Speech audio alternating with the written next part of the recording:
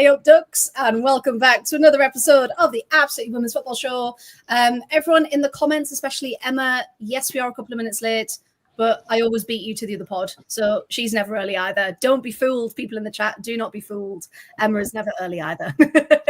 So thank you so much for joining us again on this Wednesday evening at 8:30 plus 3, because we were just having a chat, weren't we, backstage about our topical tags, but also about all of the FA Cup drama that is currently happening. So let's get to it then. But before that, let's check in with everyone. Chloe, how are you? Yeah, I'm good. Good, wonderful. Have we turned into? Is it a leopard you're rocking this evening, or No leopard? A snow leopard, right? A Yep. bit classier than a leopard. Yes. Okay, Paul, how are you? I am like a coiled spring. Let's just say that I have been waiting for this week since about 82 minutes into Arsenal versus Chelsea. If you thought I could rant about Mike Skinner, you have never seen me rant about Mike Skinner. Mike Skinner. Well, you know, see, he has to work hard picking the Man United team because the grand don't come for free. Hey. Well done. And I've got to be nice about Man United this week. I mean, you don't have to. But... Well, I kind of do because they did win 3-0. I suppose they won. I suppose. Hey, no spoilers. No spoilers. Find a way. Oh, I will. Yeah. I've got to be nice about Man United and talk about Kate McCabe being a shithouse. So, Hey. What's that 9 o'clock watershed? No, never mind. Right, let's go. And Danny, of course, always a pleasure to see you. How are you? Oh, I've got to dry my eyes after that. Well done. I'm good. How is everyone? Good to see everyone in the chat. Good to see everyone good here. evening. I'm excited. Yeah, excited to get into it because, of course, everyone knows we do the pod on a Wednesday, so they release all of their good transfer news as we're coming on air. So good evening to Simon, good evening to Tony in the chat, to Matthew, to Chris, to everyone. Just thank you so much for getting involved. 8:27 was the earliest comment, so we were here then. We were just chatting, just having a good chat. So let's get into three it. of them were. I wasn't. Technically, I've been logged in since like 20 to 8. I was just pottering about. So our transfer window, of course, is nearly over. It closes at 11 o'clock tomorrow night. We're going to be taking you through some of the big ones that we haven't talked about yet, as they have been announced over the weekend. And of course, looking as a window as a whole, are there any things that the clubs should have done a bit more of? Are any clubs getting way too many people in? Chelsea, looking at you. And of course, we've got breaking transfer news coming out of Barcelona as well. So let's get into it. Of course, we need to start off with Naomi Girma. The official record-breaking signing was unveiled at Stamford Bridge at the weekend. Danny, if people don't really know who Naomi Girma is, why she's record-breaking, what's she going to bring to the WSL? Kind of what can we expect? It's a bit of a cheat code for Chelsea, isn't it, really? At the end of the day, firstly, great. I think it's really good that the defenders come for this much money. Obviously, yes. The league is pretty much won already, but if it wasn't in doubt, I think this would have sealed it anyway. The Champions League is now looking a lot better for Chelsea with this. She feels like she's got loads of experience. She's only young, but it feels like she's got a lot of experience already. She's only 24.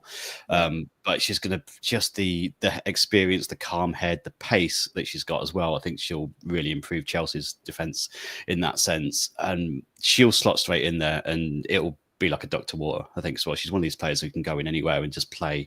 And she is, it's just ridiculous, isn't it? That they're able to go and do this, and the other teams will be looking on thinking, how on earth are we? It was bad enough, but in Naomi Girma, it's and for a neutral, it's not great, but I think in terms of like watching them go and potentially lift the Champions League and finally get that off their back, she is the type of player that will do that. And as I say, for a defender to do that is pretty good. It's pretty exciting. Yeah, elevating Chelsea to even another level that we didn't even know existed. And as Emma says, I think we talked about it last time as well, it just shows the gap between the top, but not only the top and the middle, but especially the top and the bottom as well. Yeah. So you've got people trying to fight it out for relegation. I've got a couple of points. And Chelsea's like, yeah, have $1 million. Like, we can put all this money in. And the funny thing is, you might not even like play that much in the league because of how much they'll want the Champions League, and by how far they're ahead in the league, they might literally just save her in the latter part of the season, especially to the Champions League games, which is mad. And that's the thing, because some people were saying, you know, as a Champions League defender, that's exactly who you want to bring in. Matthew is also bringing his animalistic instincts out tonight. I'm literally purring at a possible centre-back pairing of Millie Bright and Naomi Girma. It's the best centre-back pairing in world football. Ooh, what a statement. We've got someone called Rosie in the chat. I'm not quite sure who that is, but she's very excited about this signing. Very excited indeed. Now, I feel like we should tell the story of the group chat when the news came out. Like, so obviously we're all in a group chat and we're back and forth and we talk throughout the week. We don't just turn up on a Wednesday and have this chemistry. Just hope for the best. Hope for the best. And when it was announced, we were just sat. I can't remember what the talk was, but we were just randomly talking about what was coming up, and then Chloe and Rosie burst into the chat like the frigging Kool-Aid ladies. Just both of them back to back. Just Gamma! They're like, okay. You're like, who? Rosie's there like, it's happening. I'm not okay. Like.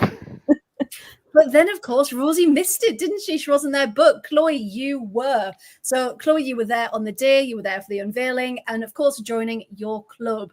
So, just to put it into a few more words rather than noises, how are you feeling about Naomi Girma actually being in London, being part of Chelsea? Yeah, pretty excited about it. I mean, we already got an amazing team, but I think ultimately the goal is now to sort of win the Champions League, and that'll be why we've obviously signed Girma. That thing is, obviously there was some sort of confirmation that she was going to sign, and we didn't exactly know when should it be officially unveiled. And then I was there sort of at the match, and they just went, "Oh, we've got a special announcement for you," and I think everyone was like, "Oh, here we go." And obviously they did show their little video unveiling her, and then walked out to the 34,000 at Stamford Bridge, and yeah, got a great reception. What a welcome! Did she have a song, a special song, in terms of like playing over the tannoy? Did she come out? Nope, not that I can remember. It was just Rosie just screaming Girma down the tunnel. That was it. Visceral stream of Rosie. No, I loved it. I mean, what a way to welcome. Other teams are lucky if they get a post, an Instagram post. But hey, she got a whole stadium announcement for that one. Country Club though, her song, hasn't it? It's got to be Girma Comedian. Nice. Not gonna lie, that was also possibly going to be a topical tag tonight. That should have been the one. That should have been the one. I'm changing it. I'm doing it. Talk amongst yourselves. So Paul, what's... Yeah, go on. Paul, go for it. We've already kind of touched upon it when Danny said it, but what is the significance of a defender causing this record-breaking fee? Because normally you'd see it's like a super striker. So what does that say that, you know, a defender has broken this record? How important is it? Because she has a legit claim to be the best player in the world. Like if you were building a team now, a five-a-side women's football team, or building the spine of a team, so goalie, defender, midfielder, forward, there'd be debate around the forwards, definitely. There'd be slightly less debate around the midfielders. but you know, whether it would be Bon Mati or Kira Walsh or someone else, depending on what your first midfielder would want. But there's no doubt if you're picking one defender in the world to add to a team, it's Naomi Girma. Like, it doesn't matter what team you are. And it's showing essentially Chelsea putting their money where their mouth is, isn't it? Because we've seen a lot of other clubs maybe throwing some rumours out there, being willing to pay, but Chelsea are ultimately backing that up, aren't they? Because they want to be the best. I mean, it's a low key flex to do it against Arsenal, though, isn't it? Like all the mind games in that. Yeah. After all the talk of we want to pay $1 million, to just casually unveil the first £1 million player. Yeah, here she is. Oh yeah. By the way, red clubs talk. You know, small clubs talk, big clubs do. That's the only way they could have got any more like rub it in the faces. You know, and the best thing was that, you know, it's the signing equivalent of Erin Cuthbert's continuous Leah Williamson mocking celebrations that aren't Leah Williamson mocking celebrations, isn't it? Like I mean, we'll talk about it when we get to the game, but the head loss over social media this weekend has been horrendous. There have been some horrible things going about. It's like, guys, can you calm down?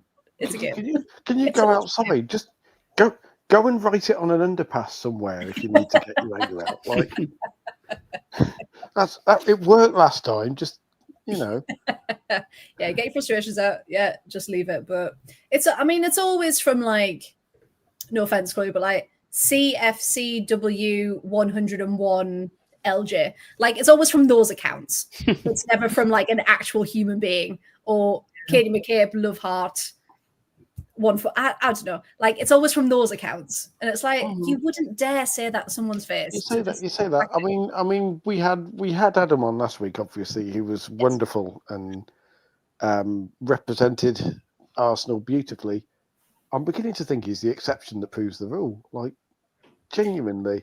Yeah. It was good to show that there are, of every fan base, there are the lovely fans that genuinely care and are there to support their team through thick and thin, and can take off the rose-tinted glasses and see it for as it is. But of course, we know in all fan bases, there are also those who take it to the extremes and give fan bases a bad name. Yes. And most of them wear red and live in North London. Like, do they live in North London? I don't want to get into that because, again, you know, if you start talking about Premier League fan bases and all sorts of stuff, it's exactly, you know, online Premier League fan bases and where most of the abuse comes from. There, yes, you get into dangerous areas. But all I'll say is I got a chunk of nasty messages, and they were definitely from people in London or in Arsenal's heartland. So. Yeah, which were horrible. And of course, we'd never condone any type of behaviour because I don't understand it. Like, it takes so much effort to hate someone. Why? I know. I know. You know, the amount of energy I put into hating Mark Skinner, I'll tell you. And he's I have to sleep for 12 hours every weekend just to be ready to hate him on a Sunday. You know, it's like. That's dedication. That's dedication to your craft, sir. Thank you very much. Now, considering Chelsea, you know, have got about 3 starting 11s at this point, all incredible quality. A breaking rumor from Barcelona came out about an hour ago that Kira Walsh and Ingrid Engen have requested to leave the club in January, allegedly, with Lyon and Chelsea rumored to be amongst the targets. Now. Damn. Hello. Just close up and go home, everyone else, I think. Just give up. Give them the trophy. League's over. Done. Yep. Is it... Danny, can you really see them coming to the WSL, though? Either one or both? Maybe slightly more Walsh coming back, potentially. Yeah. I think she'd like to work under Bonpastor. I think she'd fit in well there. But you can't say anything at this point because I think it's just they're just going for everyone and hoping that some stick, and they will, and they can just go and do it. And this target of the Champions League won't go away. and I don't think until they've got it, they're going to try and put whatever they can into it. And they were a machine before. They've basically won the league, and yeah. So there was a rumor about, is it Sam Coffey as well, potentially coming in, who's another great player, plays in a similar role, I think, too. So that's another one. So we just don't know until the window closes. Anything goes, basically. I think for Chelsea. I know we've got just over 24 hours, so let's see what's going on. Tony Sin in the chat, Engen for Leon, Walsh for Chelsea, probably if it's going to happen. Yep. Because we don't need another centre back. Well, there we go. Because Arsenal have been linked to Jenna Neiswanger as well. Fantastic surname. So it feels like they've brought in, a couple of Americans, but now it's like, okay, who else can we get? So it's going to be all of the US women's national team back line is going to be in the WSL soon. Can I say as well, the absolute joy, by the way, speaking of we spoke about head loss, right? So Arsenal signing Jenna Neiswanger is like seeing the people across the road buy a Bugatti Veyron and just buy a Ford Mondeo to try and keep up. Like, they both do the job. She can be a Bugatti if she wants. They both do the job. They're both perfectly good. But, everyone knows that if you had a choice between two of them, you'd have the Veyron. Just the best bit is when I posted this and had multiple, not just one, but multiple Arsenal fans go, who had an American defender in the WSL first? It's like, that was a legitimate argument, wasn't it? We had an American first. They're just copying. Chelsea can have their 6th title in the Champions League. You have your "We had an American defender first" trophy and stick that up at the Emirates, right? It just doesn't make any sense. Like, some of these arguments in the game we'll talk about, but like, my God, just clutching at straws, trying to get one up on each other. And it's laughable. Hence why we're talking about it. And I do think, because I've seen people say, like Matthew says, and I saw our very own Rosie say it as well, that like after spending that amount of money on Germa, are Chelsea really going to go out and get Walsh? So I did some maths. Like Todd Bowley is worth $8.5 billion himself. That's his personal wealth. Yeah. Which works out that he earns round about $1 million an hour every single hour of the year. That's not bad, is it? So he can kind of wake up and go, oh yeah, I'll just take the money between 3 and 4 a.m. while I was rolling over in bed, farting, maybe snoring a bit. I may as well make that money. I may as well make that farting money worthwhile. Here you go, Barcelona. Just wait till he meets the Might of Kang when she comes up. That is the film title, The Might of Kang. I mean, when he does, I hope he just says, "Don't blame me. I voted for the other guy."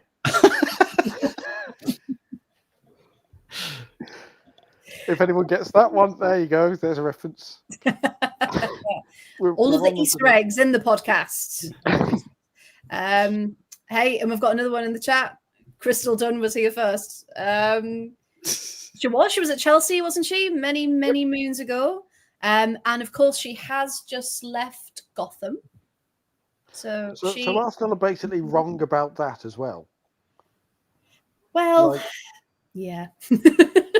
So even the trophy they're trying to claim, they can't, because Chelsea have got there first, which kind of is a bit of a metaphor for the WSL over the past 6 years, isn't it? Really, it's just. So let's have a look because we've got to get these facts. Crystal Dunn was at Chelsea. She was at Chelsea 2017 to 18. 17 to 18. So yeah, looks like she there you go. First. There you go. Oh, the Arsenal, second place again. Right, we're moving on before we get into it. Right, okay. Now, as we said, so they were the big ones. However, does anyone have any other transfers that we haven't mentioned that you'd like to talk about, or any clubs that you think haven't done anything that need to? Anyone got any thoughts? Can I bring West Ham to the table? So they've signed two defenders. Yeah, two defenders they've signed this week. Eva Nystrom finished, 25-year-old. She's not finished. She's only 25. She's signed. And they got Verena Hanshaw as well, the Austrian defender, who's 31. So two really experienced defenders there. I know they were looking for a left-sided defender, weren't they? Ryan Skinner was saying. They've got that in Hanshaw. Nystrom as well brings some good experience. So shoring up that back line for the relegation battle is very sensible, I think, for them. Yes. I think they're both solid signings for them. Absolutely. Unfortunately, though, it is 3-0. It's not working. That's great timing. Not very well. It's a great debut. Are they playing? It's a Jonathan Woodgate level debut for. That's outstanding timing. That was just to shore up that defense. Oh, never mind. Oh no. It's going to see if they're playing. They are down to 10 players, though. To be fair, and one of them is probably Eva Nystrom, who's just been sent. No, it isn't even. No, Tiziak. Amber Tiziak got sent off. Yeah, neither are playing, so I think we're fine. We're fine. Okay, so we can save that for the weekend then, Danny. Don't worry. Yeah. Unfortunately, Liverpool's first goal was an own goal. Sayers. Oh. That's her third of the year. Yeah. She is rivaling their top scorer at the other end, who is, I think, Viviana Say, who's got 4, and Camilla Sayers has put 3 in her own net. I mean, it's impressive. It is. Breaking news: Heather Payne has just scored in the 90+2 minute for Everton. 2-0. Heather Oyne. Heather Oyne. There we go. Eventually, at the third attempt. Oh, Emma, right, okay. I was looking at a different page because I had the score up and I was like, why are you talking about Heather Oyne? Who is that? That does mean that Liverpool will be going to a field in rugby. Yes. Come on. As well. What's that say? Liverpool will be going to a field in rugby. Oh, yeah, they will. Yes. Yeah, they will. It also standing. So let's do a live update. So we've got Everton 2-0 Spurs. Fantastic result for them. Brighton are 3-1 up against Durham. That game's nearly finished, which means they will then face Villa. Yay. In the next round, Arsenal are 4-0 up against Bristol City.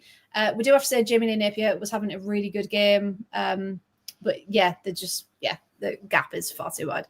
And Liverpool, as we said, are 3-0 up against West Ham, who have had someone sent off as well. So all of the drama. I'm quite surprised you haven't mentioned Caitlin Talbot yet, who is like, she's had more clubs than most golfers at this point.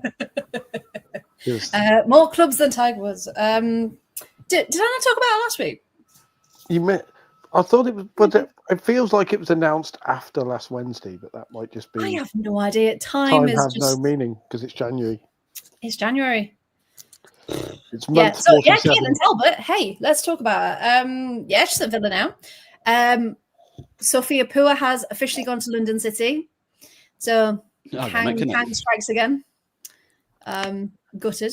So we've essentially got one senior keeper, a loanee keeper, and we've given our other keeper away.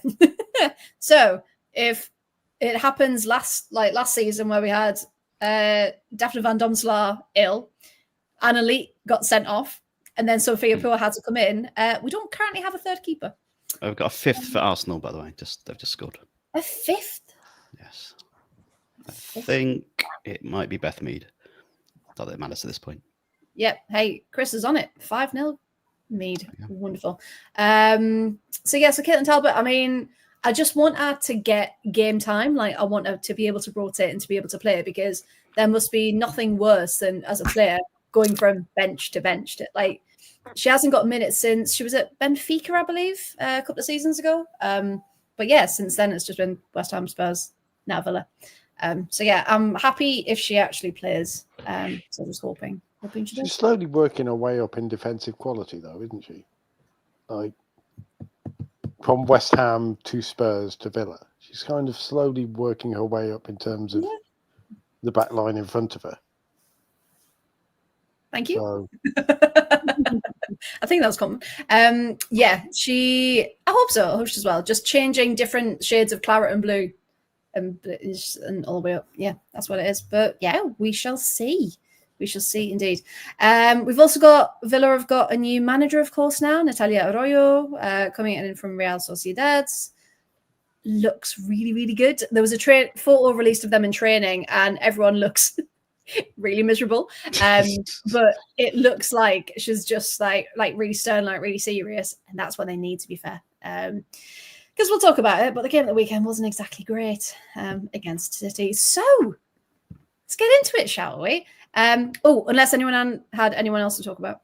Were we going to mention the Bobby Vills thing now, or are we going to mention it at the end? His little. We'll do it in the middle of. We'll do it when we talk about the Spurs game, and we'll keep on track. Yes, remind me if I forget. Okay. So here are the results from the WSL this weekend. As we can see, majority of wins took place at home, apart from Aston Villa and Palace, annoyingly. So let's start, shall we? Paul, we're going to start with you. We're going to start with Leicester. Leicester 2, Liverpool 1. Because not only was no one expecting Leicester to win, but also we had some news regarding Olivia Smith and her injuries as well. So talk us through the match, if you don't mind, and then we can talk about those images as well. Well, the match was a bit of a surprise because Leicester won, which kind of nobody really expected. It was one of those games where you look at it and go, and I think the team I felt really bad for this weekend was Crystal Palace, because they must have looked at some of the other games and thought, well, if we don't win, at least we are kind of safe because we can rely on other teams to do us a favour. And then Leicester City came out and came from behind, no less, because Olivia Smith, after 3 minutes, doing Olivia Smith's things, and just kind of finding the back of the net as she does. And then it all went a bit wrong for Liverpool, and Leicester decided to show a little bit of the quality that they've got, even though Liverpool outshot them and actually had more shots on target. Leicester have finally seemed to find this thing that Amandine Mikel's trying to get them to do of let the other team have the ball a lot, but take their chances upon the counter-attack. Like kind of bend, don't break defensively. And then take their chances on the counter-attack, because they are a very quick team. Yeah. And I'll say that the first goal was scored by Janice Kamen, who is the slowest player. Like, methodical, I think, is the polite way of putting Janice Kamen's style of play. But it was, again, a lovely little finish. She can finish very, very well and do her thing. And then Missy Goodwin, who is a player who you picked out, Freya, and said people should be talking more about her. She's kind of she's having a bit of a breakout season quietly under Amandine Mikel this season. She's really fits that kind of speedy, hard-running, wide player that fits Amandine Mikel's style, much like the player behind me who has returned from injury finally. Hey, finally. Shannon O'Brien is back and getting minutes, which I'm very happy about, because it means that I can finally start shouting about her again. But you know, Janice Kamen's a Champions League winner, and she's quality, but she is perhaps not the type of player that fits into that Leicester style, and yet somehow she does, because she can direct traffic without seeming to. She's a bit Luka Modric-y in that everything happens around her, but very high regard, yeah. But she kind of drifts through and helps keep things going. You know, she'll put a foot into a tackle, or she'll slow things down at the right moment to make a pass or something like that. And when she's on, as Leicester were, you know, they started to look like Amandine Mikel's work is starting to run for them now. Which makes it even more surprising they haven't really done anything in this window. Like, when you compare it to Everton, who brought in Kelly Gargo, who by the way is an absolute racing snake of a player. Like so threatening, like insane, brilliant to watch. She's just ridiculously quick. She'd fit perfectly into this Leicester team. And then, you know, Cucho's asking, do we need to have that conversation about Matt Beard? No, I don't think we do. And that isn't bias. I think he is one of those managers who is as good at steering teams through the tough times as Liverpool are currently having. And he's not a manager who you just discard because they're having a bit of a tough run. Like, his body of work, and believe me, in Coventry, we know all about not discarding managers who have a tough run or who we shouldn't have discarded. And,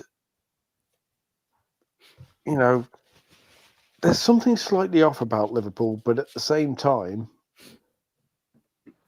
there's not something off enough to think that they might get dragged into that relegation battle.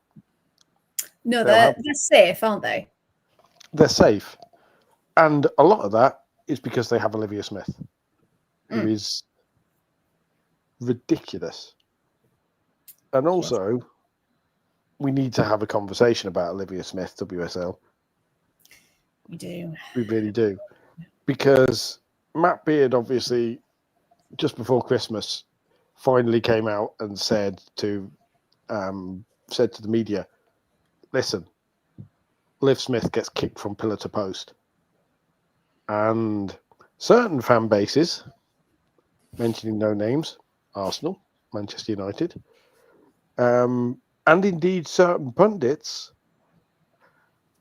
made the case that Olivia Smith goes down a little easily, I think is the euphemistic phrase. Yeah, they seem hint at it, don't they? Yeah. It's all this coded language, and it's the same coded language that's thrown at players like Ramirez. It's only thrown at players of colour. This goes down too easily thing. Yeah. You know. And then I don't know if he did manage to kind of show the tweet, but the tweet went out from her dad. Yeah, so I've got it up actually. So if anyone's a bit squeamish and doesn't want to see it, we're just going to be showing a picture now. But this is of Olivia Smith's legs after a WSL match. So the impact of this. I'm assuming this was possibly after the Leicester game because it was posted, but so, they didn't say what game it was, but it's just the past few. Right, can we all see that? I mean, that's an assault. Like that. Yeah. That first one, I'm pointing at the screen. Now you can see me point. No one can see me pointing at it. That is a stud. Yeah. That is a rake. That looks like a knife wound. And bruising as well. It's all of that coming out, and you can just see because there's 3 of them. Hang on. So there's that one. This one, obviously from a different angle, and then this one down the side as well. So that's obviously healed, but clearly when someone's gone into her shin with her boots, and you just think, this is the reality. She's not going down easy. That's a raking stud, isn't it? Like, yeah. That's not a tackle. That is a raking stud down the leg. Yeah, because if you look at like the shape of it, like that's not just like a clean like scratch or a scrape or anything like that.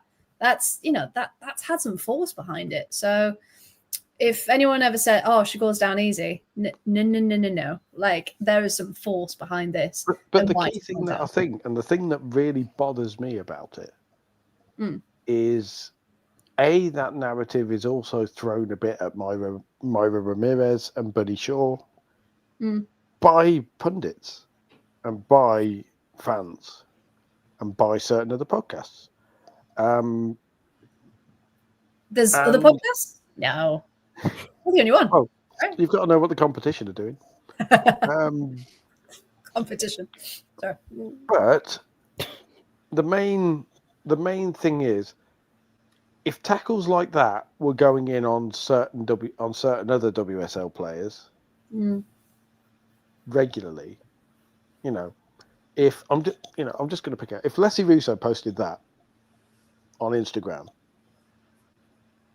it's a national news story. If Lauren Hemp posted that as a player in a comparable position to Olivia Smith, who probably comes in for some treatment from opposition fullbacks because of the way she plays, then, or even if Gareth Taylor says Lauren Hemp is getting targeted, and then that's followed, all of the media pundits are going, the referees need to do something, blah blah blah blah blah.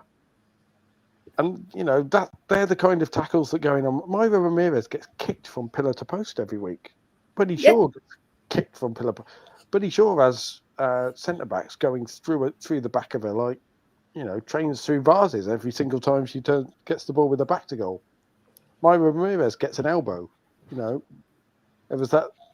was that game Ramirez got a forearm in the face, I think, against Manchester United, and was told she went down too easily and was looking for it. Yeah, because just makes sense. Because naturally, when you're a forward breaking into the box, I'm sure that the first thing a pro forward does is look to get smacked in the face. Yeah. And if it happens to Sean Ramirez and it happens to Liv Smith, the troubling thing for me here isn't that players are being targeted, because they're going to be. In that sense, football. Yeah, they're the ones you want to try and stop, essentially, because they are that good, aren't they? You don't want to let them score. Yeah, football is a contact sport, and Liv Smith is going to take heavy tackles. She shouldn't have to take heavy tackles, and ref should protect her, but she's going to take heavy tackles. Myra Ramirez is going to take heavy tackles. Benny Shaw is going. The thing that bothers me is that there appears to be a bias as to how the media applies going down too easily. And it's to players like Olivia Smith. It is to players like Myra Ramirez. It is to players like Bunny Shaw. And I would ask, what do they all have in common that players like Leslie Russo or Lauren Hemp don't?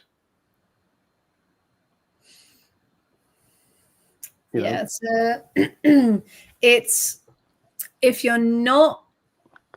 a neutral, or you're quite new to the game, or you don't really pay attention to it in a lot of detail, it could be quite easy to miss. But the more you look into it and the more you watch and you spot the patterns, then it's a huge issue that needs to be addressed. And it's the case of, is anyone going to actually address it? So, which was fantastic when Matt Beard did, go to PGMOL and say, actually, we need to look at this, because this isn't me being over dramatic.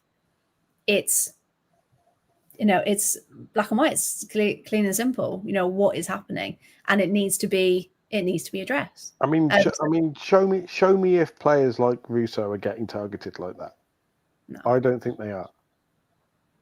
And I think if players like Russo did put up pictures like that, all the people in the media who are accusing Olivia Smith of going down too easily, or accusing Myra Ramirez of being a physical player or whatever else, and kind of looking for contact, are going to be saying something very, very different. And you have to question why they're saying that. It might be because they're mates with the Lionesses. It might be because they're mates. But when you've got but it drives fan conversations. And when fans are saying the same thing, it starts to get very unpleasant. And it is being called out by fans, of those communities who have said for a while, hold on a minute, this is dodgy, and this is more and more blatant. Yeah. That it's happening. Yeah, serious issue. Really is. Liverpool have just scored. I was listening to people. It's just went in. And there was a bit of a clash with the keeper, and I think, was that Sayers again? So yeah, Liverpool are 4-0 up. But yeah, no, they do. It's a serious issue that needs to be addressed, and we shall keep on talking about it until it happens. Tony said that Myra's such a sweetheart as well, doesn't even complain by the way she's gotten chucked around is crazy. Well, this is that, and Olivia Smith as well has been asked about it, and the way she talks about it for a 20-year-old, when she's basically been given an open door to go, yeah, I get kicked all over the place. Yeah, she said, "No, it's football. I can take it. I'm not gonna call players out for it. I'm not gonna whatever else." But when you watch it, and every tackle is ankle height, and higher. it never gets picked up. It's awful. And so good on Matt Beard for sticking up for her, and hopefully it actually gets dealt with, because Leicester, I wouldn't say they were targeting Olivia Smith, but it's noticeable when you watch it. Now, as soon as it's pointed out to you, you watch it and go, "Oof, that's There's been a statement from Chloe Kelly. Just been released. Oh, because they know it's Wednesday. Right, here we go. They know it's Wednesday. They know we're live. So this was posted 14 minutes ago on Instagram. It says, "A message from me. For a long time, I've tried to work through professional challenges privately, not commenting publicly. But with my situation increasingly being debated in the public domain, I feel it's time to be open and transparent, and you heard it from my perspective. A key lesson I've learned in my life is that whilst I can't control someone's negative behaviour towards me, I can control how long I am prepared to tolerate it. From day one, I felt so much love from my teammates and the fans. With my contract expiring in June, I've accepted my future is not at this club beyond then. With the Euros fast approaching, this summer is a huge one, and I want to be in a position to give it my best shot to represent my country. Something which has always filled me with so much pride, and it's a true honour to do so. However, to be dictated whom I can and can't join with only 4 months left of the football season is having a huge impact on not only my career, but my mental well-being. The situation has dragged on for far too long. It's disappointing and not right. I'm at a pivotal point in my life, and my career is so important to me, and it's very disappointing that the sport we love can make you feel this way, especially after there's been so much growth in our sport. This is why I'm posting this, because I want to make you all aware that we as players dedicate our lives to our sport and our clubs, but our dreams can be crushed while we live in silence. I am human, and I have and will give everything to the game that I love. Ultimately, I just want to be happy again." Jeez. Wow. Yeah. Oh. That is damning on City, isn't it? Yeah. You did wonder, didn't you, like as well, the last few weeks when they've had injuries, like why on earth she's not been playing? The bit about being dictated to where she can and can't go, that is horrendous. And that's heartbreaking. Like to be like, this is good. I don't even know, but like you'd think maybe a player in a club where that doesn't get media attention, that maybe we've seen things happen, haven't we, lower down the pyramid where it's not right, but they don't really have a voice to kind of say these things. But to know that these things are still happening with Chloe Kelly of all people, and the fact that she's had to be in silence for so long, and she's now finally speaking out 24 hours before the window closes. And it's like, it should never have had to come to this at all. Like, she is human first and a footballer, third, like fourth. But so what do we think, Danny? What do you think? Is she gonna be released, do you think? She's got to be, right? I mean, I don't know. That's the thing. When you've got stubborn people in power that are holding this over them, she's almost, it's frustrating how much she's kind of held by that, isn't it? And like how much, I don't know. Yeah. It's shocking, to be honest. And you just want to see, she's the type of player, she's the type of personality you just want to see happy and playing the best football. We've been saying all along we wanted to go back to Everton. Whether that was one of the options, I don't know. But she's got so much talent and so much personality, and she'll be a benefit to most teams in the WSL or otherwise. And I just think that's just horrendous to see what's going on. And for someone so prominent in sort of English football history as well, for what she's done, is for her to be treated like that is absolutely horrendous. And it like I say, it's damning on City and whoever is stopping her from moving. Like, if you care enough about them as a person, you've got to let them go, and you've got to let them go and flourish, because it just comes across as stubborn on City's part, and like 100%. Like you can't keep people on the bench if you're not going to play them out of spite for, well, if we can't have them, you can't. Yeah, because that's what it sounds like, doesn't it? Like yeah.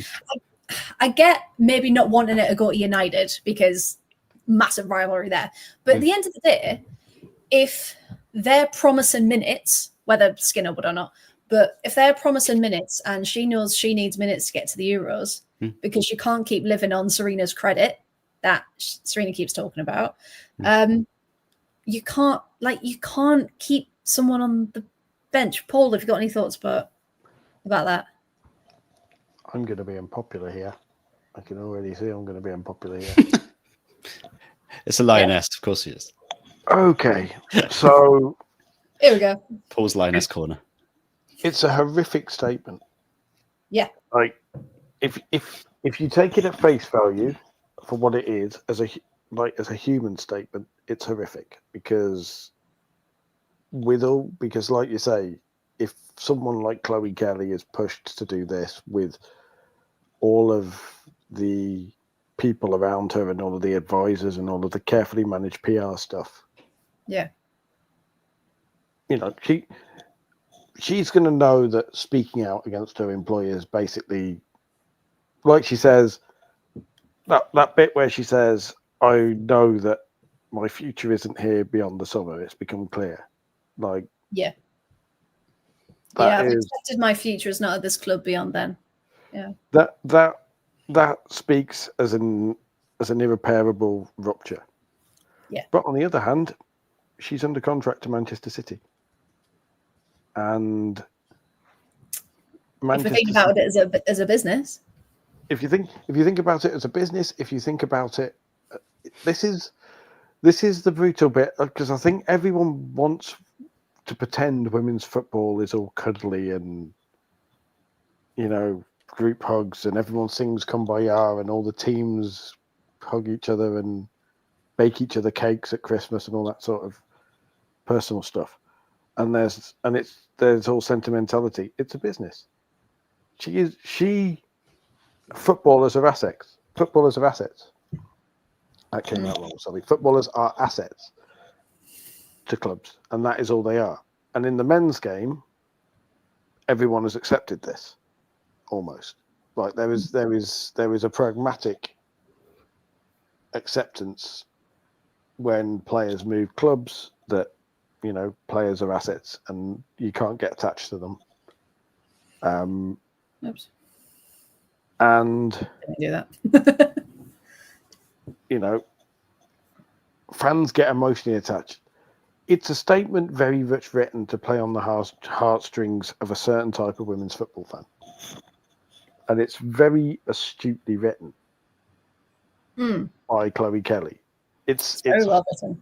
It's a full-on, I'm the innocent one. Look at this big evil football club that is destroying my career. Chloe, you're one of the best. You're a European champion. You're one of the best players in the world. You signed that contract. You could probably break that contract. Sports lawyers can find a way to break that contract. If it's got to the point where you are in an unsafe work environment, or you feel you're in an unsafe work environment, you can break that contract. You can withhold your labour. You can refuse to play. Well, it's probably what's been happening because she hasn't been available, has she? So, and if we're going to be into a PR war now, because Manchester City are going to come straight out, and we are saddened to see the Chloe Kelly statement. Gareth Taylor's going to be asked about it, and he's going to be like, well, I'm sad. He's going to go full Mark Skinner, and well, I'm sad Chloe feels like that. But here at the Joy Stadium. Here at the Joy Stadium. But there is no longer any joy at the stadium. Here is my vague reason for not picking her. I feel that Jess Park is in better form at the moment. I wanted to, there are other players that fit our system better, and we have to pick players for our opponents. and Yeah. we're picking the players in form. All right. He's a manager. He wants to win football games. You know, if Chloe Kelly's pissed him off, let's assume for a second that Chloe Kelly is actually a human being who is able to respond in some way to this. And Gareth Taylor didn't come into work one morning and just go, right, I'm not picking Chloe Kelly now. Just decided, go and train with the reserves. You know, then you don't shit where you eat. As a professional footballer, the manager is the manager, and we've seen it in some cases where player power has been the death of managers. We've seen it with Manchester United men. We've seen it with we're seeing it with Marcus Rashford at the moment, actually. You know, he's put his, and you know, you don't want to bring the men's game in, but Marcus Rashford came out and said, while still under contract at Man United, I want a new challenge. So Ruben Amorim went, all right then, bugger off. I'm not picking him. I don't want to pick him. He's not committed to the club. How do we know Gareth Taylor hasn't done that? How do we know there hasn't been a conversation where, you know, Chloe's gone, I want to play. No, we don't. That's the thing, isn't it? So you'd think if this was going to come out and hurt the business, and City are clearly very aware of this, they've got two options, either to get in front of it or to then react, haven't they? So it'll be very interesting to see how this plays out, because she said her piece. But what's ultimately going to happen? And also, I think I'm coming from watching American sports as well, where players are commodities. You know, in the NWSL, players don't get to choose during the season whether they move or not. They get traded. We've seen it happen recently, where players have been traded. And in this situation, if Chloe Kelly moved to the NWSL, that's what she'd be. She'd be an asset. She could be sent across the country at any point. True. Yeah. And if she's not now in Man City's plans, then that happens in football. But it's the blocking of it that gets me. It's the stopping that's the issue. Stopping her from actually going somewhere else. That's the bit that I was. That's Man City's right, though. It shouldn't be, but it is Man City. It's in brutal reality. It's Man City's right. She is under contract to them as a player, and but 4 teams. Should they be, like Freya said, I'd kind of get it if it was United, which I think probably is one of the teams. But yeah, like any Champions League rivals, I'd get 4. I think is a bit sus. Yeah, it's a bit much. You have to let her go for the good of her career. No, they don't. Man City don't give a flying fig about Chloe Kelly's career. Chloe Kelly is an asset to them.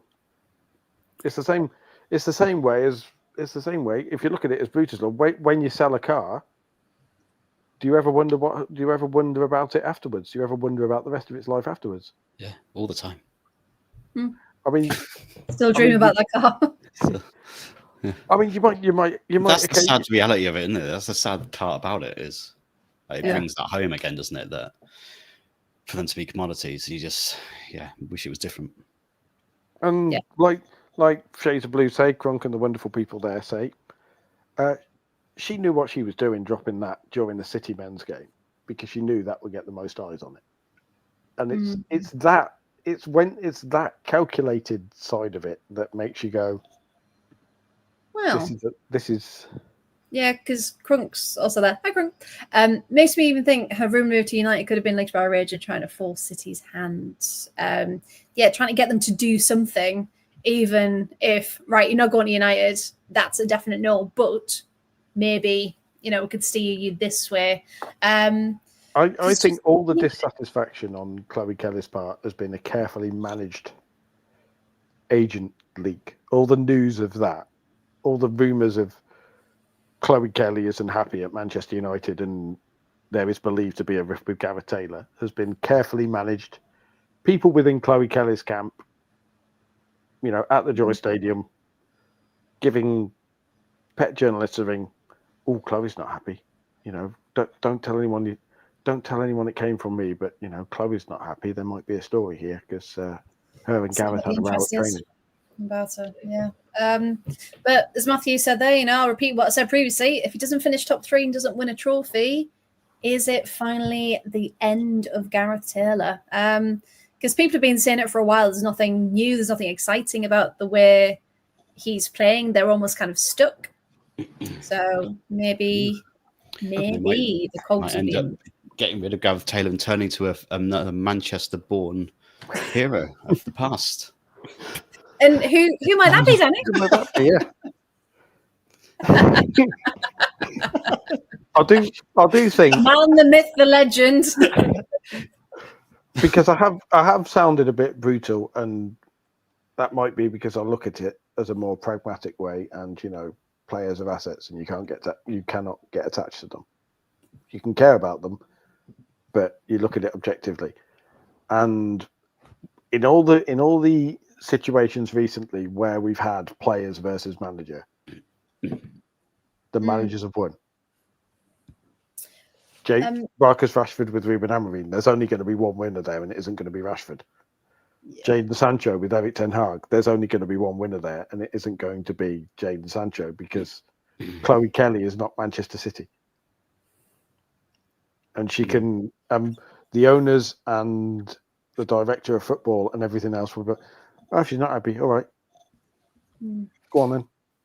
You can, you're under contract to us. We'll keep paying you. You can, fine. You sit there. You're the one who needs to play. And for our own reasons, they're saying they blocked a loan move. Did they though? I'm suspicious about blocking a loan move. Right, let's have a look. Let's have a look at the actual wording, just so we're not getting anything mixed up. So because she might have been told I can't move. Or you're not moving. So, to be dictated whom I can and can't join with only 4 months left of the football season, it's having a huge impact on my career and mental well-being. To being dictated, right? So it's just dictated to. So it doesn't say, to these particular clubs. It just says. Sorry, Chloe, you're under contract. You're a Manchester City player. You get told by them what happens with you, whether you play or not. If you want to move, they hold your registration. They release you. If clubs are putting in bids, nobody's turning around and looking at Kira Walsh wanting to leave Barcelona and going, oh, Barca are horrible for trying to hold on to her. Well, I tell you what, should we ask Kira, because she's joined the call. Just, Kira, are you there, love? Are you gonna? Hello. What are you doing? Do you know the way my heart dropped for a second just then? I wish I had those connections. I don't know if that hello was meant to be. Was that meant to be Manchester? Meant to be a Rochdale accent, I think, wasn't it?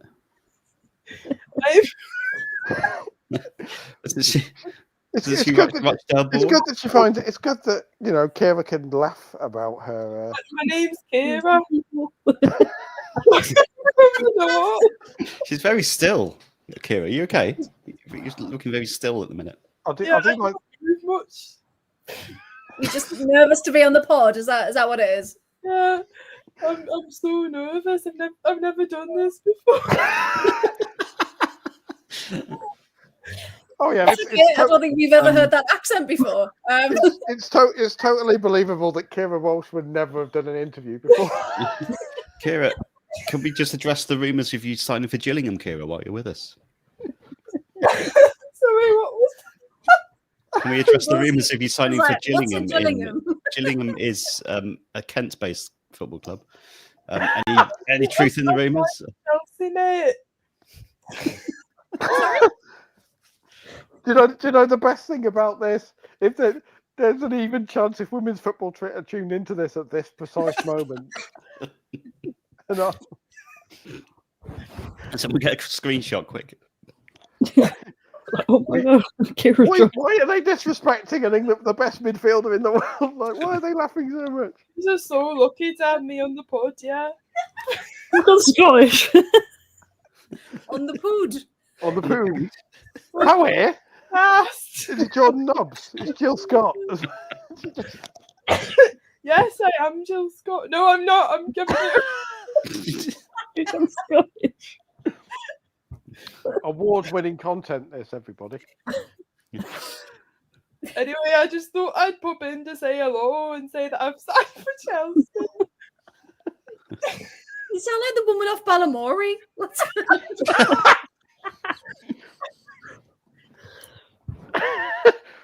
Well, thanks for popping in, love. Thank you very Appreciate you. Say hello to Alexia and Eva Pio for us. much. See you later. See you at King's Meadow. Bye-bye. Geo Duck. Exclusive on the pod. Can we just for the sake of legal stuff, can we just state that contrary to the amazing impersonation that wasn't actually Kira Walsh. If anyone thought that was Kira Walsh, we need to have a different conversation. We do. Oh dear me. I love the fact that Rosie did that. I bet she did it from upstairs as well. Why she couldn't put the camera on. I do have to say though, Paul, when I was trying to wrap you up a bit because I could see her down there, and I was like, oh, hang on, how am I going to get this in? So we've had a whole chat in the chat about it. She was waiting in the wings, was she, Kira Walsh? Waiting in the wings. And would you believe it? Oh, Rosie, you missed her? I know. Oh, can't believe we got But Kira. she's coming to Chelsea, Rosie. You know, she told us. Yeah. And then she's going on loan to Gillingham. You can let her out of her loft now. You can let her out of your loft now.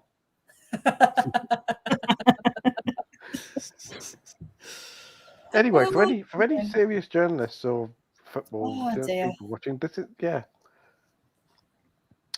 was a mean moment. I love how we went from serious discussion about Chloe Kelly to like the only way that you can cut Paul off is to bring on one of the best midfielders in the world.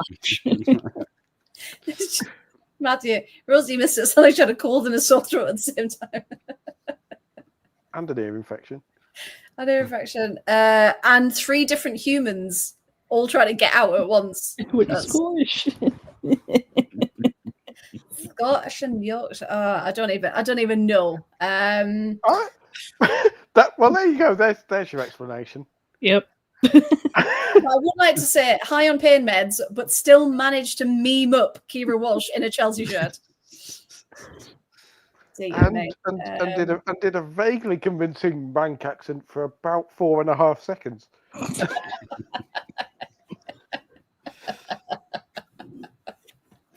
Oh dear. Right. So thank you everyone for watching. I don't think we're getting better than that, so we're just going to leave it there. Dear me. Right. Should we talk about some of the football? Not that I have any idea where we are now. Okay, we had the club. One match, I think. One. And it's 20-10. Right. Everyone talk quickly. So, Liverpool, we had the Chloe Kelly statement, which to be fair was breaking news. And it was breaking news. And we did need some comic relief after that. So we do thank you, Kira/Rosie/ Miss Balamory. And thank you for coming with us. I mean, to be fair, Rosie has now signed for Chelsea twice. Yes. Yes. She's signed for Chelsea as herself and as Kira Walsh, which has to be some sort of record. Like, I mean, it's just impressive, really, isn't it? The fact that she can get it.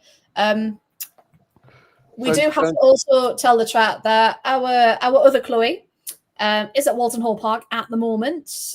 She's just come out of the press conference and she's absolutely buzzing that they won, that they're through to the next round. And she absolutely loves it. Right. and we'll give you more for that later on. Perfect. I would play the voice notes, but I don't know what she's saying on them. So,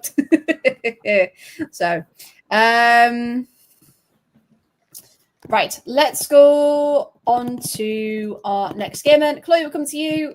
And this was West Ham 2, Everton 0. Now, this was massive for both teams at the bottom of the table. However, I didn't think it was going to be West Ham that came out on top. So, Chloe, tell us about this one, please.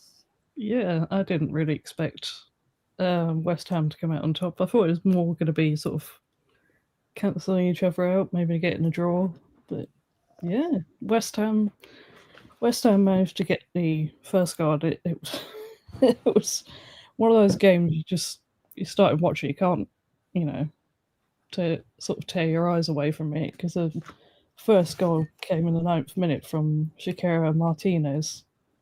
Obviously, before that we had Kelly Gargo and Katja Schnois sort of trying to, get a goal for Everton, but unfortunately sort of missing. I think Schnois was probably the worst miss, sort of getting the header, but just hitting the crossbar and just, she was right in front of the goal as well, so that's a bit of a, it's one of those misses you go, it's not happening, is it?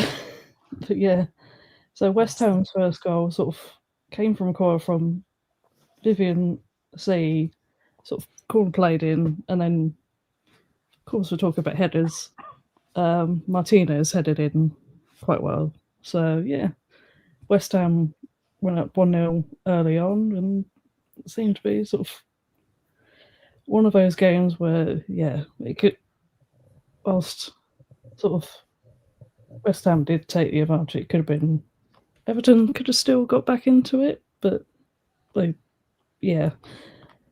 think they sort of screwed themselves over really with Sarah Holmgard bringing down Sarina Puma in the box, conceding a penalty, which never a good thing. And Vivian Issei, after having assisted the first goal, put the penalty away quite well.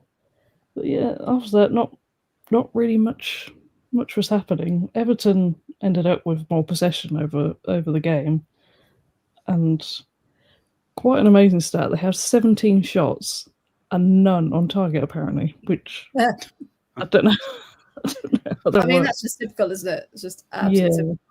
Yeah, and then West Ham had 12 shots with 8 on target. So, it's one of those. I think for Everton, it's one of those days where it just wasn't happening. It's just one of those days you take it just like, okay, fair enough. It wasn't our day. We'll go again next match. I will just interrupt you because Catherine Batts, friend of the pod, at 9:27, Kira Walsh poised for shock deadline day move to Chelsea. It's going to be back. She'll be back on the pod in a minute. Kira, love, if you're still watching, can we have the exclusive? Don't tempt her. Telegraph Sport understands that Walsh is expected to undergo a medical with the WSL side on Thursday. Sorry, I know that was an absolute cackle, but just the head loss. The absolute.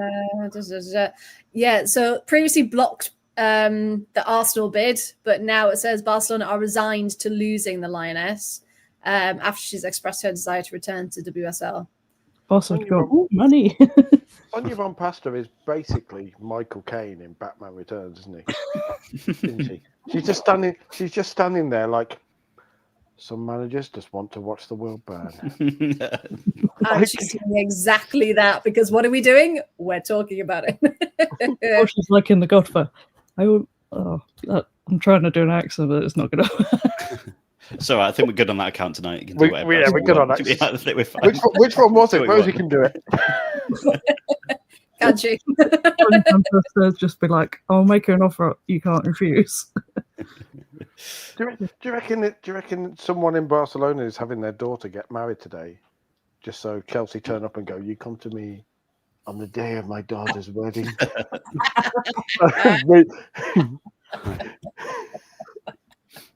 Oh, we get, we've had the Streets, we've had Godfather, we've had Batman. We'll get all the. We haven't even started talking about Katie McCabe yet. You want to see the references we got up for that one? Settle in, everyone. Settle in, grab Might a get my popcorn. duvet out. Might be a while. I know. I promise it won't be midnight this week, though. Okay, so that was West Ham 2, Everton 0. Oh, interesting. Before we move on, but will Kira Walsh be essentially cup tied for the Champions League? I don't know how Champions League works.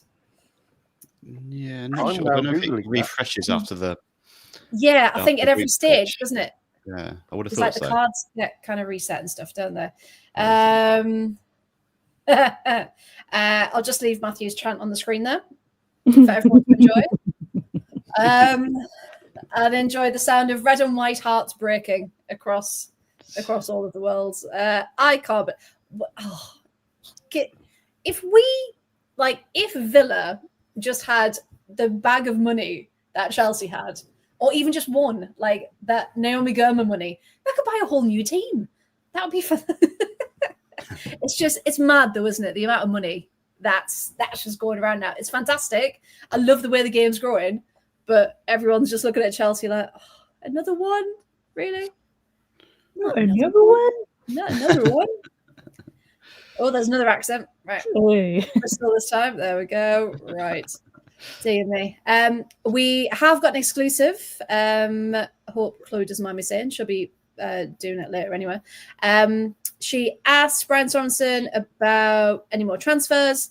He said he'd like one more, but they've got to fit in the Everton family. Oh, that's nice. Bri. Come on, Bri. We love Bri. Then you got Chelsea going, how much do you want? Do you Doesn't matter what your personality is. Do you think he'd seen Chloe Kelly's statement, sorry, just before? Do you think someone's just given it to him before and go, if you just give it a little bit of, Everton family, give it a bit of that. Yeah. You're better. Yeah, bring Chloe back. Chloe versus Kira. Oh, right. Imagine though going from Gareth Taylor to Brian Sorensen. It'd be like going from. It'd just be a warm hug. It'd be like going from the child catcher in Chitty Chitty Bang Bang to like Mr. Rogers, wouldn't it? It's just I was trying to think of like evil villain to lovely warm, like a hot chocolate on a cold night. Yes. Yeah. Oh, Brian. Or Cruella de Vil to Mary Poppins. Brian Sorensen just landing at Walton Hill Park on an umbrella. Chloe Kelly. Oh, Chloe, it's fun. I can't do a Danish accent. I'm not even going to try. Sorry, Brian. But just imagine like Dick Van Dyke's Cockney accent, but Danish. Like, supercalifragilistic, expialidocious. Even though the sidelines, just even though playing for Man City is something quite atrocious. Like, we could do something special with that. We could. Oh, we could also be here all night. So let's keep going. Right, Danny, you're up next. Palace 2, Spurs 3. Yes. I'm gutted Palace didn't get anything from this, but Bethany England reigning supreme. She was. I cheekily requested this match because I knew it was going to be a ding dong, and ding dong it was, of the highest order. Official ding dong, 3-2, obviously 3-2 and above. Very wet over there at Sutton, wasn't it? The poor camera person was have to wipe away the rain every 2 seconds from the lens. It was literally just had a cloth the entire game wiping it away. All about Beth England, like I say, for the first 25 minutes. 2 headers with a brace, and that means she's the first player, we've all heard the stat now, first player to score against every club to have ever played in the WSL. All of them she's scored against. What a stat all to of them. have. Yes, Fantastic. lovely. 2-0 at half time. I think Palace, to be fair, they showed a bit of grit, all the attacking talent that we know that they have. Dug in a bit second half. I'd kind of feared for them a bit at half time, but they really dug in to get back into the game. Katie Stengel made it 2-1 with a lovely finish. England could have had a hat-trick, but she had that ruled out for offside. And then Ashley Weirden got her first WSL goal to make it 2-2 for Palace. Then it was all on the line. That was only about, I think, an hour gone at that point. So it was all up in the air, who's going to win it. England missed another good chance for 3-2, but she completely scuffed it. So looking like a Desmond. But then Olivia Holt off the bench, daughter of captain, of course, off the bench to score a beautiful 95th minute free kick, curled it right around the wall into the corner. It was a lovely, lovely goal. I think she's been out injured since signing, and then it was a great interview with her afterwards, where she was just saying, "Oh, it's the best thing to have ever experienced to come on for the debut and to score the winning goal." So that was really nice to hear that after the game from her as well. But yeah, proper old ding dong, and Spurs coming out on top. Knew there'll be goals, did not disappoint. No, yeah, because again, like I said, at 2-2, you were like, "Oh, can Palace get something? Can they finally get off the bottom?" Especially with the other teams picking up points as well, like Leicester winning, West Ham picking up points as well. There was all the relegation threatened teams, apart from Aston Villa, picking up points. Yeah, thanks. Guess what we'll talk about next. But yeah, so it leaves them, leaves them like 4 points from safety, which is not good. We want Palace to stay up, we really do, but it's going to be difficult. Come on, Palace. Yeah, and you just think, where are they going to get it from? Yeah, left Annabelle Blanchard on the bench as well, which is very odd from the start. It's very odd. Very weird. Very odd indeed. Yeah, because you'd think that's the person you need when it's 2-2. When you need goals, get Blanchard on. If she's not already. Yeah, because so the Chelsea Arsenal game was on. It was early, wasn't it? And then Spurs was after that. And then watching the camera quality go from Stamford Bridge, and I was like, "Oh, this is the disparity, isn't it?" And then when Katie Stengel scored, I went, "Oh, Stengel just scored." And Georgie went, "How on earth do you know that?" Yeah. I was like, "It vaguely looks like Katie Stengel." I think that's the number on the back of the shirt. But apart from that, it was just like trying to do an eye test, wasn't it? Like, who can you recognize through the mud? But yeah, no, thank you. So a point ultimately lost for Palace in that game. Right then, we'll come to me then. The phenomenal game that was Aston Villa 2, Man City 4. Is my match report for that one. Annoyingly so. So obviously, so this was on Sky, and again, the pundits will always go, "Oh, Man City, you've really got to win this one." And it was all Man City. And annoyingly, I know Villa are the underdogs. Of course they are. But you could say, City have been on a bit of a, they lost the derby and then they came back and, do Villa have a chance? They've been doing, some good bits. But no, we weren't even part of the conversation. So I'll tell you all about it, shall I? So it was a must-win for City because that gap is starting to open up near the top. And luckily for them, the majority of the match, Villa didn't put much of a fight. There were 4 changes for Villa in the starting 11 to the side who faced Everton. And Sean Gorter was clearly listening to me last week because we said they were massively missing Mailing and Pacheco, and they started, which was phenomenal for them. They both had really good games. Just unfortunately, it wasn't enough. City had the same lineup that they used in the derby the previous weekend. The game was really good for about 20 minutes from a Villa perspective. Chastity Grant opened the scoring in the 6th minute, and she's the kind of player that Villa really need at the minute. They need someone fast and strong and someone who takes their chances, because I've said before, Villa are the kind of team that at the minute it looks like they're trying to pass it like perfectly into the back of the net, where at the end of the day, you don't have to play pretty football. Just try, just go for it, take your shot. So yeah, I think she was my player of the match. Made some really good runs, and just the confidence was unmatched. However, Alexandri didn't have the best game. So Chastity managed to completely run past her, first of all, to get the goal. And for I'll come back to that, the second one, she didn't have a good one. So City's first goal came from a sloppy Villa back pass, which was very annoying. They were pressing incredibly high, so Viv Miedemar just easily intercepted, found the back of the net. So it was 1-1. Not too long after, of course, Miedemar, I mean, have we all seen the absolute stunner that she came up with. Short pass from Mary Fowler, found her on the edge of the box. Lovely little turn away from Jordan Nobbs, of all people, and just curved it beautifully into the top right-hand corner. No one was angry at that. It was quite beautiful. It really, really was. I did laugh because the stadium announcer called her Vivian Miedema. He got completely lost in the middle of that, and you could hear the cogs turn Miedema. It's just like bless. But go through your names before the match starts. Now, so 2-1 at this point, and he thought, right, okay, can we keep it 2-1? It's usually 2-1. What's going to happen? 5 seconds into the second half, 5 seconds. Disaster for Alexandria again. Hansen, lovely cross into the box, and it's deflected off her into her own net. And yeah, that was the only save Yamashita would have had to deal with. Now it was 2-2, delusion almost set in. However, that quickly faded as well. In the 54th minute, Mary Fowler, again, did we all see this one? Produced an almost identical goal to Miedemar's second one, beating Kirsty Hansen.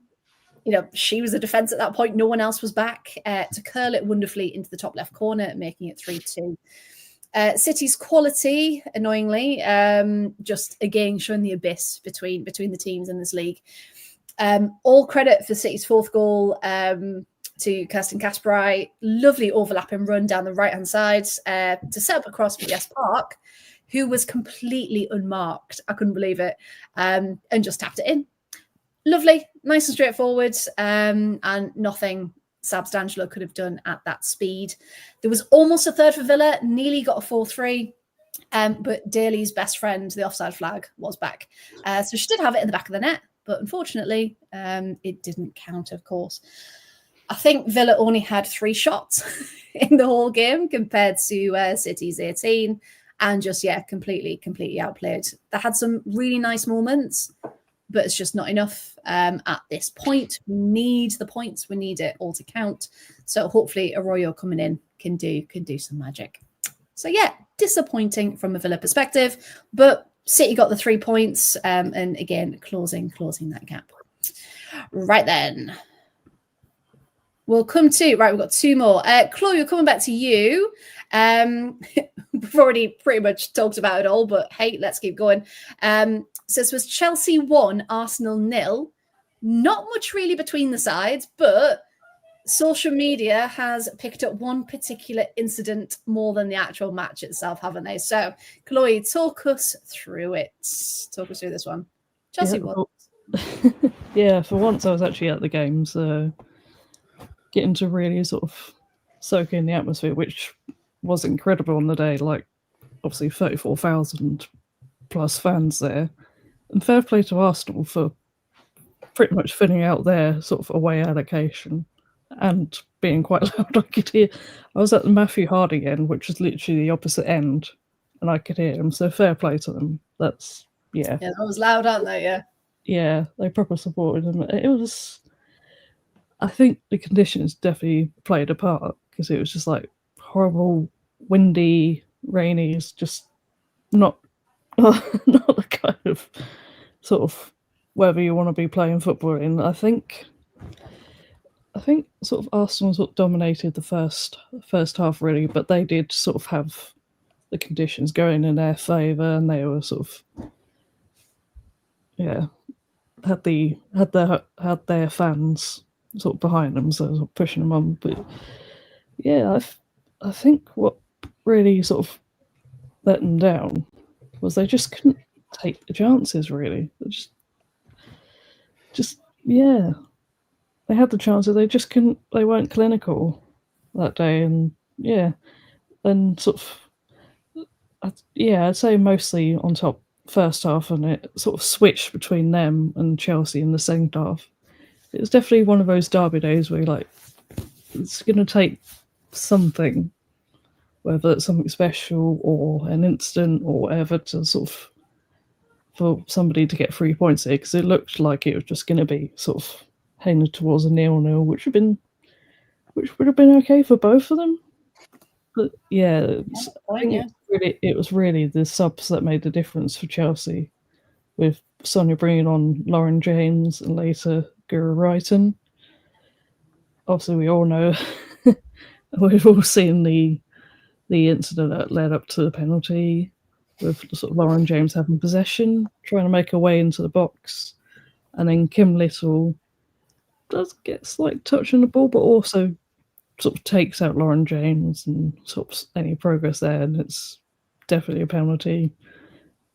So many people have been going on about that incident, and yeah, it was a penalty. And then, I mean, I thought that was controversial. Then it all kicked off for McCabe. I mean, from what I saw, because I was at the right end for it, saw something going on. You see, Emily Heaslip give McCabe the yellow, then almost, obviously, if you've seen the video, you've seen it a bit more up close.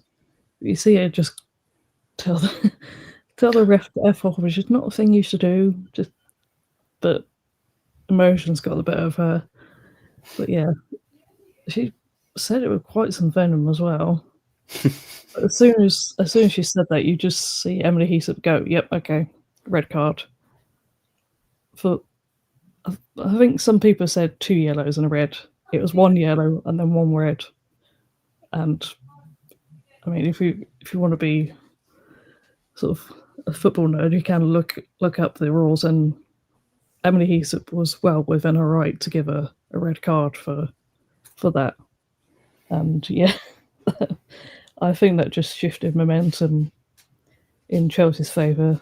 They had Guru Wrighton, who had to wait a while to take the penalty, but then did, and it was quite a good penalty. I don't think there was sort of much saving that, and yeah, that was the goal sort of late on in the 84th minute that ended up deciding the whole match and putting Chelsea, decided by a goal.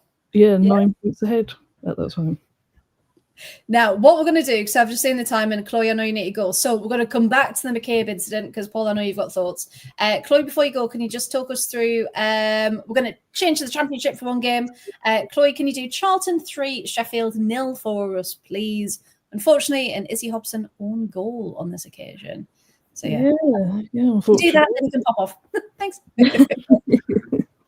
Yeah, unfortunately, yeah. So it wasn't a good day for Sheffield United, really, especially Izzy Hobson sort of later on. Watching this, I mean, you can see why Charlton are sort of the better team, because they looked pretty well drilled, like taking 1 or 2 touches to pass and sort of knowing where they need to go and where to pass to, and that. It's like they've sort of had so many sort of loads and loads of training sessions and worked on that sort of religiously. They looked really sharp, and it's obvious why they're sort of up near the top, really. Yeah, I mean, the first goal was came from Emma Bissell sort of making a run into the box. Then her effort sort of got saved, and then just see Charlotte Newsome just sliding in, just gets enough to take it in. That was 1-0. 2-0 was a free kick into the box, and one of those fun sort of goal mouth scrambles that you just like, where's it going to go? Where is it? Then you had Ellie Brazil just getting enough of a touch to sort of take it over the line.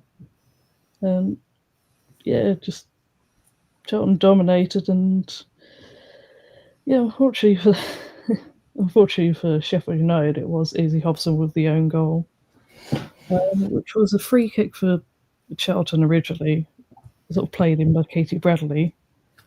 Then Izzy Hobson heads the ball, obviously trying to clear it, but unfortunately it goes into the back of the net, and yeah. Just putting a body on the line, trying to save things, but ultimately just has a bit of a nightmare there. And yeah, it's 3-0 and probably deserved 3 points for Charlton. Yeah, and a massive win for them and takes them further up the table as it keeps Sheffield quite near the bottom, doesn't it? Mm. Perfect. Right. Well, thank you for those, Chloe. And That's it. off you pop. Thank you. Yeah. Right then. So going back to Katie McCabe then.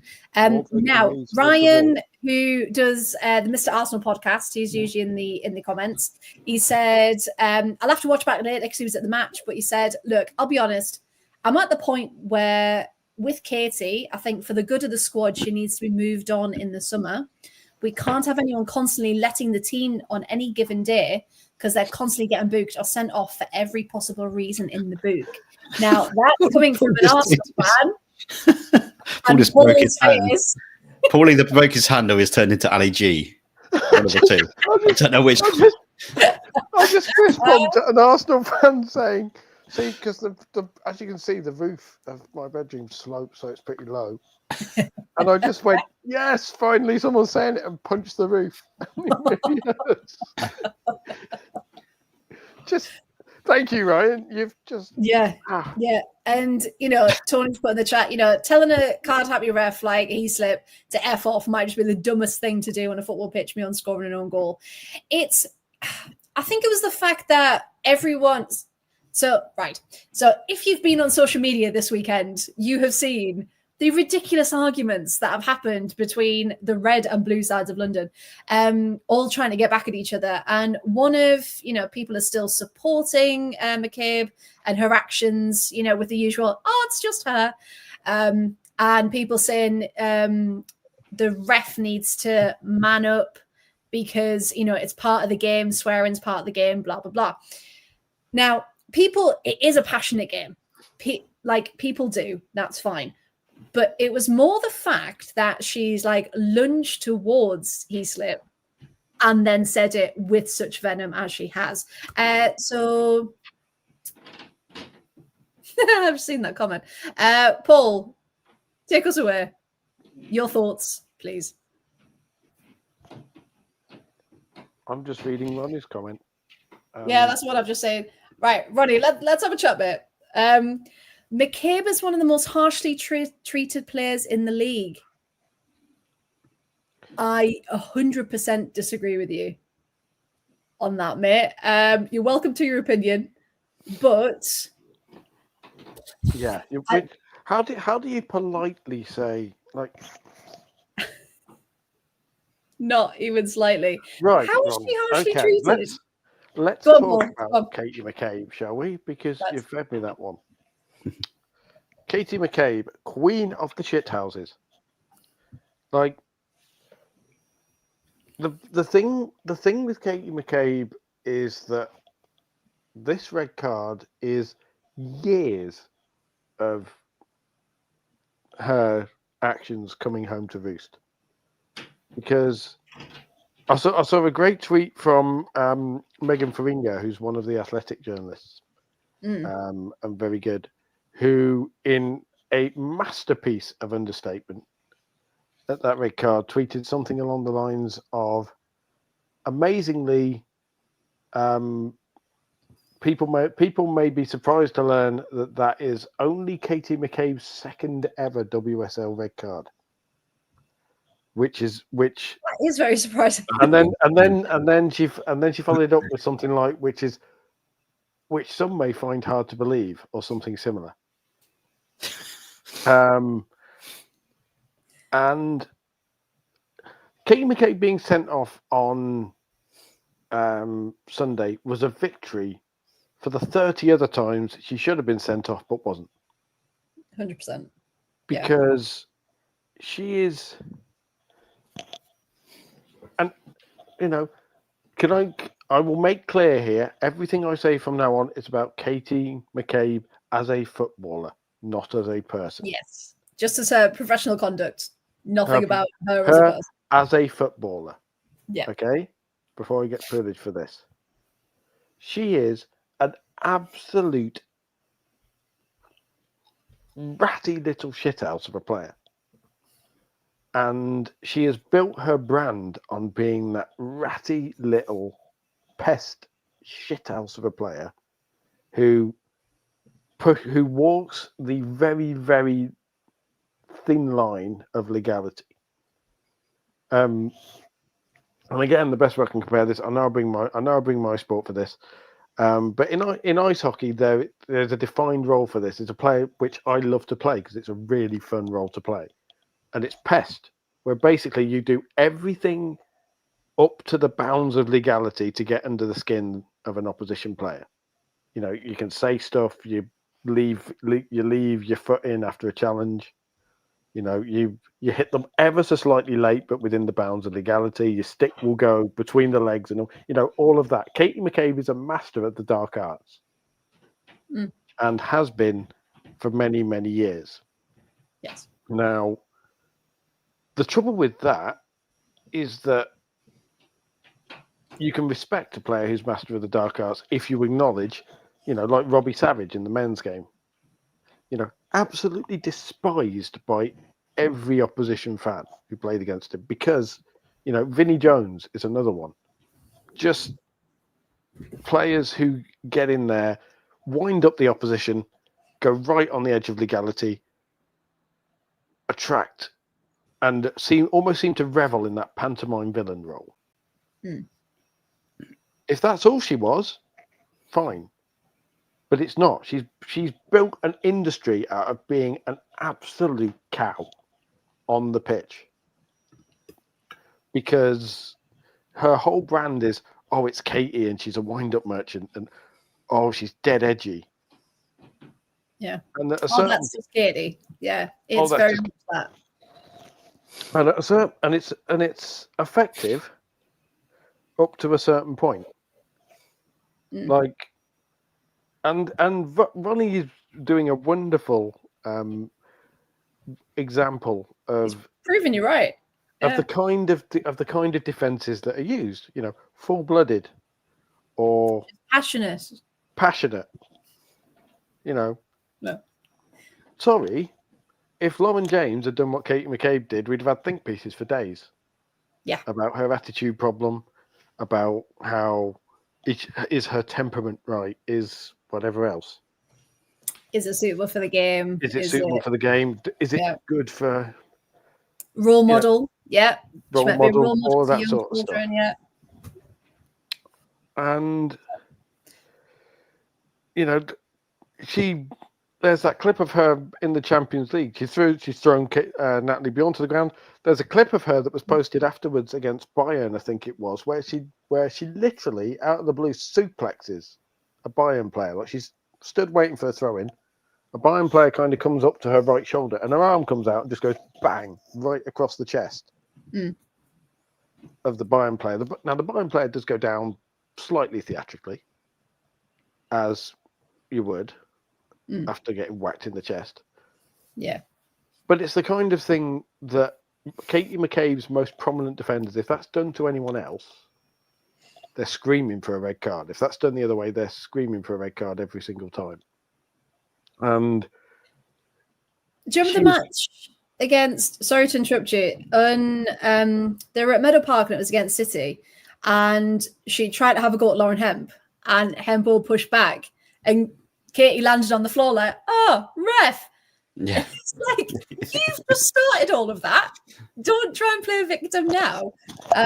Her persona on the pitch is that snivelling little bully who'll go around, winding people up. And the moment someone turns around and gives them a smack back, they'll go run into the teacher. Yeah. No, and it is. And it's like you said, it's a fine line, isn't it, between playing the game, playing inside those grey areas, and just doing it for the sake of it because you don't think you're going to get caught. Like, as I think Sophie said earlier in the chat, when she bounced the ball off Chloe Kelly's head to get her out of the way. She didn't need to do that. And it was all shared by media members as well as, oh, isn't this funny, lol? Yeah. Oh, Katie. What's she up to this time? Yeah. It's like, that's violent conduct. It's a red card. It's... Yeah. And finally... she's turned around, and I had one message. Oh, in Ireland, we say fuck off for pretty much anything. It's just a kind of response. And it was probably just out of her mouth. She's an international captain. She knows you can't swear at referees. Professional footballer. She did it straight at her as well, wasn't it? That's the thing that I was saying earlier. It was the directness of it. It was a full-on. It was coming spatter. forward into our face. Yeah, it was that. If she'd turned around and been like, "Oh God," fair enough, you're disappointed, but it's really the way easy to she did say. it. I think if she'd done that in a nightclub, if she'd done that in a Coventry nightclub, she'd have been on her back. If she'd done that in a Dublin nightclub, she'd have been put on her back by, most people, because the level of aggression that is. If a guy does that to female referee, imagine, because of the level of aggression and because of the level of viciousness of it. And I'm glad, we rip into Emily Heaslip. But I'm really glad Heaslip turned around and went, "No, I'm not having that. I don't care who you are." Yeah. Because there is a line. And that's the issue. It's, people are saying there, "Oh, but you can swear at refs." No, you're not meant to. You're meant to respect them as a referee because they are officiating this match. Just because people do it doesn't make it okay. You can swear at refs, and refs will turn around and say, "Behave." Yeah. But there's a difference between going over here and be like, "Oh, fuck off, ref," or get frustrated at it, rather than literally looking in their faces and going, "F off." That's the difference. That's starting a fight. That is literal. Yeah. If you do that on the street, you're going to get punched, or you're at least going to get proportionally aggressive response back. It's just not acceptable. And that was what, the 84th minute, was it? And you just think. You think with all of the experience she's got, she knows what's going to happen. She knows, that's the thing. She's done it anyway. It's not just going to cost them the title in this game. It's going to cost them a couple of matches where she can't play as well. The main thing about it, and the thing that I think, and I tweeted about it, and we'll talk about some of the stuff I got back from that, because Arsenal, come and get your trash, honestly. But the main thing is the fact she looked genuinely surprised when someone stood up to her. Yeah, she didn't think anything was going to happen. It was full on spoiled child being told no. And that's what she is. And that is a monster that the WSL media have created and her fan base have created, and the whole culture of, "Oh, it's just Katie. It's awesome." I mean, what made me laugh as well, when she has prominent clothing companies make things like McBabe t-shirts that people buy. Yeah. And then the owner of that company failed is going, "Oh, let the girl live." It's like, no, sorry, Helen. She's sworn at a referee, really? I'm like, if I did that on an ice hockey pitch, ice hockey rink, refs would go 2 minutes. I probably wouldn't get sent off straight away for the first one, but I'd probably get a 10-minute misconduct, which is, might as well be a sending off. On a rugby pitch, you're gone. There's that famous clip in a Premiership final of the captain of Leicester randomly saying something, and the ref just goes, "Gone." And then his actual quote is, "The captain of Leicester has just called me a fucking cheat. He leaves the field." And that's what Emily Heaslip did. Yeah. And the amount of backlash for people going, "Oh, she's a Chelsea fan. She never gives Chelsea cards. She never does this." Scrolling back through Emily Heaslip's officiating records to find proof that she's against, and it's like it's still a professional position. If you're then trying to bring their reputation and their professional form into this, imagine if that went down the investigation route. And it's just there are so many things that people just say flippantly because they're hurt, because they don't get the enormity of the situation. And it's just I don't understand anyone who can defend her.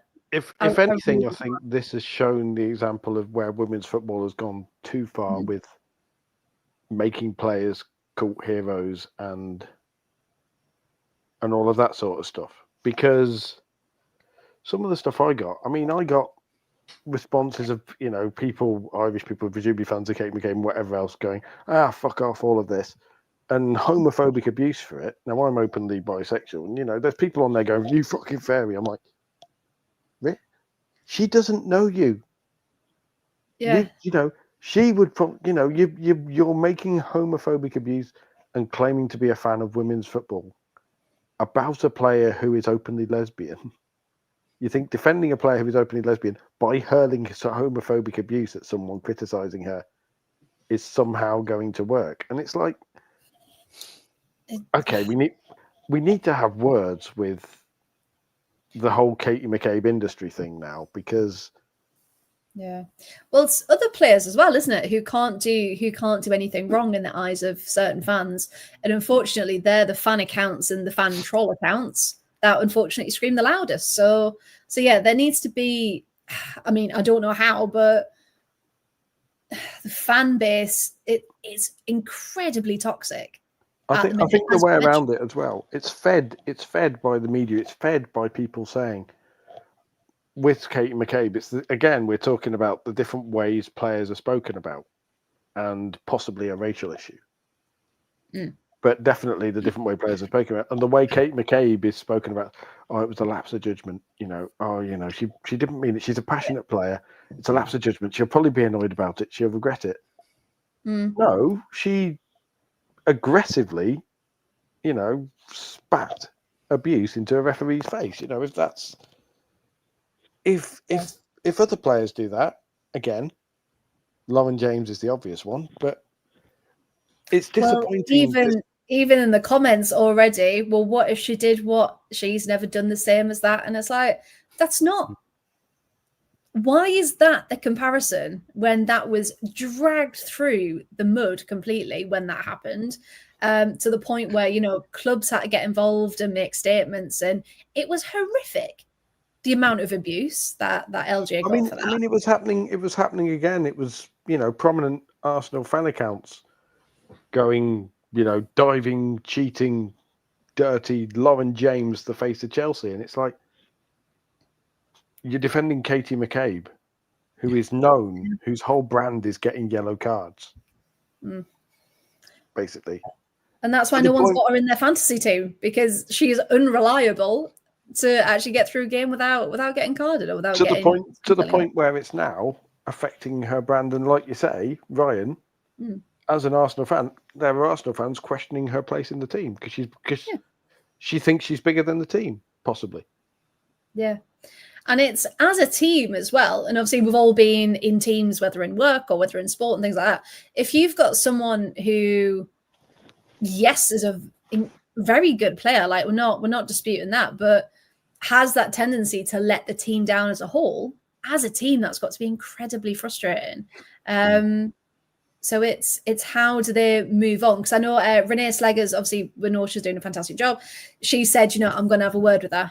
And at least she seems now that she's got that support around her, that, she's made that decision. Hopefully, they're going to have a chat about expectations and what's going to happen moving forward. Because, if Arsenal want to get further in Champions League, they want to start winning things, they can't have someone as unpredictable and unreliable as that. They need to be able to count on every single person, aren't they? And I've seen this pop up. Ask Renee Slegers about Laura Weinreuter about the transfer window. There's 2 days left in the window. I think you guys will find out soon. Laura's been a brilliant player for Arsenal. She's meant a lot and does still mean a lot to the team. So it sounds like Weinreuter might be off as well. So there we go. The fact that they've brought in Nisronger, who plays in Katie McCabe's position as well, and now you've got a US international left back. Yeah. There, coming in. I think, I hope that Renee Slegers takes the approach that, sorry, Katie, you've screwed it up. You got to earn your way back in. We've got Jenna now. Yeah, having her, earn that position essentially is what every player should. I think what will happen. I'm willing to put my mystic paw on. I think Niswanger displaces McCabe from the team, and I think by July we start hearing Katie McCabe is rumoured to be unhappy with her lack of playing time at Arsenal because she's that type of player, and maybe. if her off-field persona is the same as her on-pitch persona, then she is not a team player. And she started to reach the point where she believes her own hype. And her reaction to that red card showed it. Well, she is a passionate, fiery Irish woman. So I don't know what you can expect, Paul. Right. Okay. Let's keep going then, because we've still got a couple more matches to do. Paul, unfortunately, back to you. We'll keep it brief for this one. Annoyingly, Man United did win this one, and it was 3-0 against Brighton. Is everyone ready for Paul to say some nice things about Man United? Yes, I'm going to. Hini Miyazawa. Yes. What a player. Fantastic. What is it with Japanese midfielders? Do they just have a production line? Like, they just churn out diminutive, technically brilliant midfielders who just can dictate the flow of a game. Because Miyazawa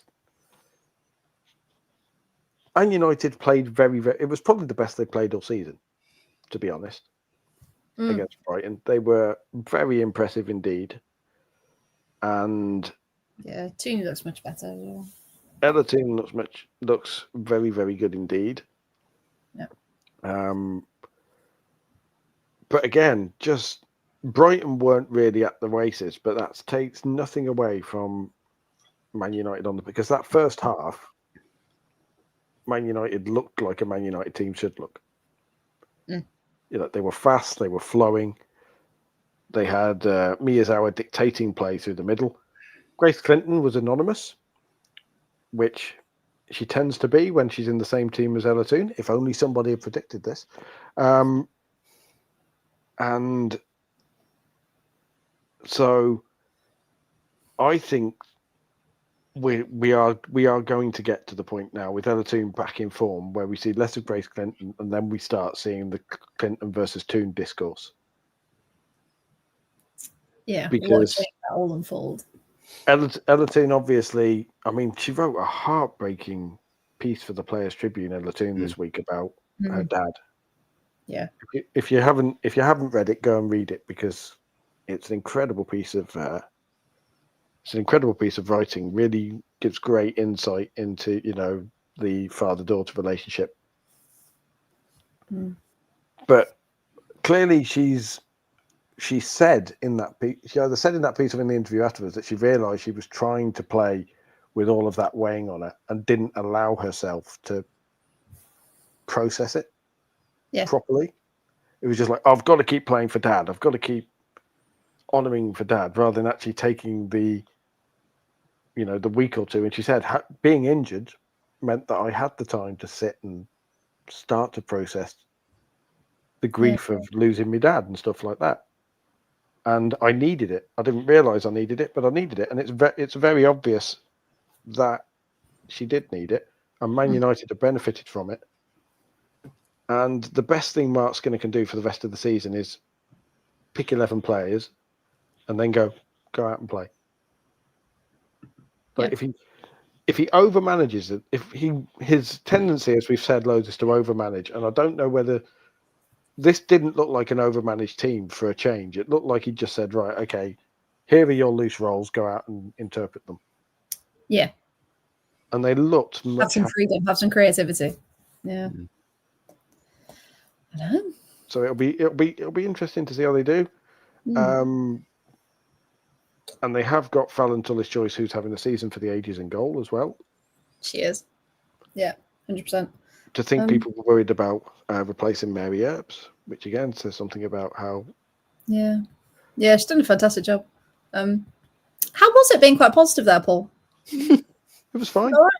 Yeah. Fine. I'd let all the venom out. I'd let all the venom out at McCabe, so it was fine. That's very fun. Right then, let's have a look at the table, shall we? So we've got Chelsea up there on 34, United closest behind on 27, City on 25, Arsenal 24.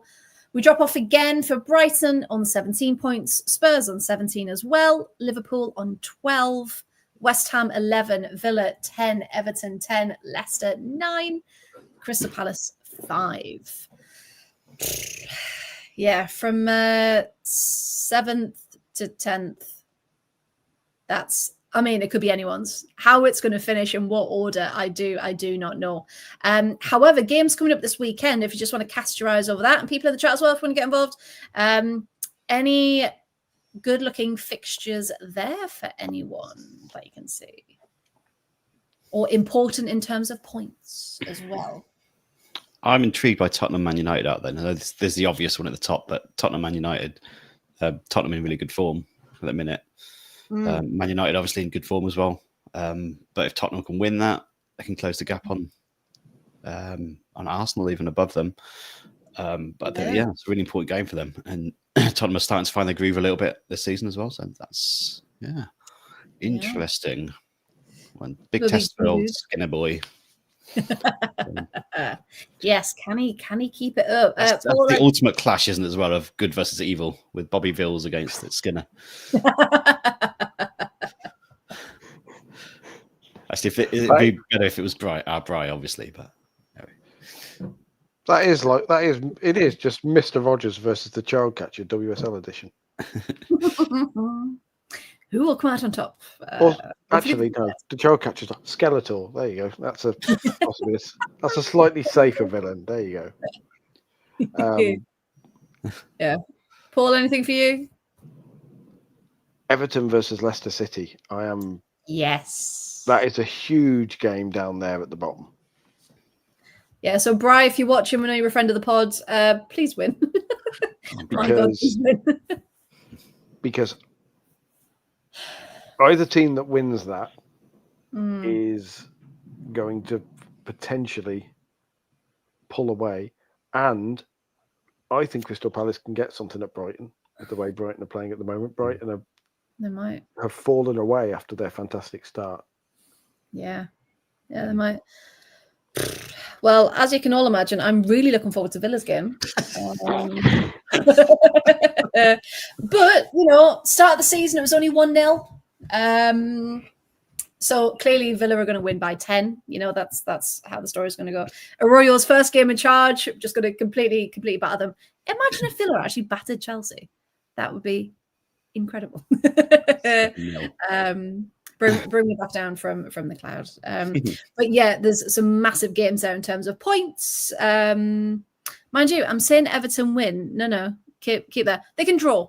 Everton and Leicester can draw. That's fine. That'll keep us around. I don't think there's a title race though. No, it's not. It's gone. Yeah, it's done. That's too far, isn't it? Too far. There'll be Champions League fights for those spots, but it's going to be really, really hard for the WSL media to sell the WSL for the rest of the season, because Emma Sanders, obviously BBC's main thing, actually said while talking on the BBC, "I bet my house Chelsea are going to win the league." Yeah, and because there's no doubt, is there? National journalists aren't going to say that. The question is, how many trophies are Chelsea going to win? Yes. Yeah. Can they bring the important one home this season? Is the big one. I'll tell you where there is a title race. Go on then. I think we're about to go there. The best league in the world. Best league in the world. In fact, we're going to start with the table first because come on, this is incredible. It's look at that table again. We sat here last season, didn't we, and said exactly the same thing. This is perhaps even better, given how Newcastle even have a game in hand as well, which they could join the pack. Yeah, as well. It's just amazing. We've got joint top. The next third and fourth place are 1 point behind. Fifth and sixth are 1 place behind them. Seventh place is 2 points behind. Then there's a tiny little gap between seventh and eighth of 4 points. And then it's the bottom three. Yeah. And it's like, Newcastle win their game in hand and they're up to 22. As this looks. And then they're back. 7 teams with 2 points between them. Yeah. And you just think, why is there only one promotion spot? When you've got 5-6 teams fighting right till the depth. to get up, and there's one promotion spot. There needs to be two, doesn't there? Now, Yeah, I think at the very least there needs to be playoffs, because if you look at it now, if you put playoffs in there now, Bristol City, Kang FC, Durham and Charlton, or any of like Sunderland, Newcastle joining it, maybe. Yeah. If you have playoffs before then, that are going to be the most exciting playoffs you'll see. Yeah. And then maybe does it become whoever wins those playoffs faces the team second bottom in the WSL in like the ultimate? I think they do it in Scotland, don't they? In the men's game. I think they do it in Italy, like a relegation playoff, which would be quite fun. Yeah. That'd be really interesting to see how it goes. I'll be up for that, because this is, you just want the excitement to continue with the championship. It's incredible. Yeah, forget the WSL. This is the place to be. We've said it for years.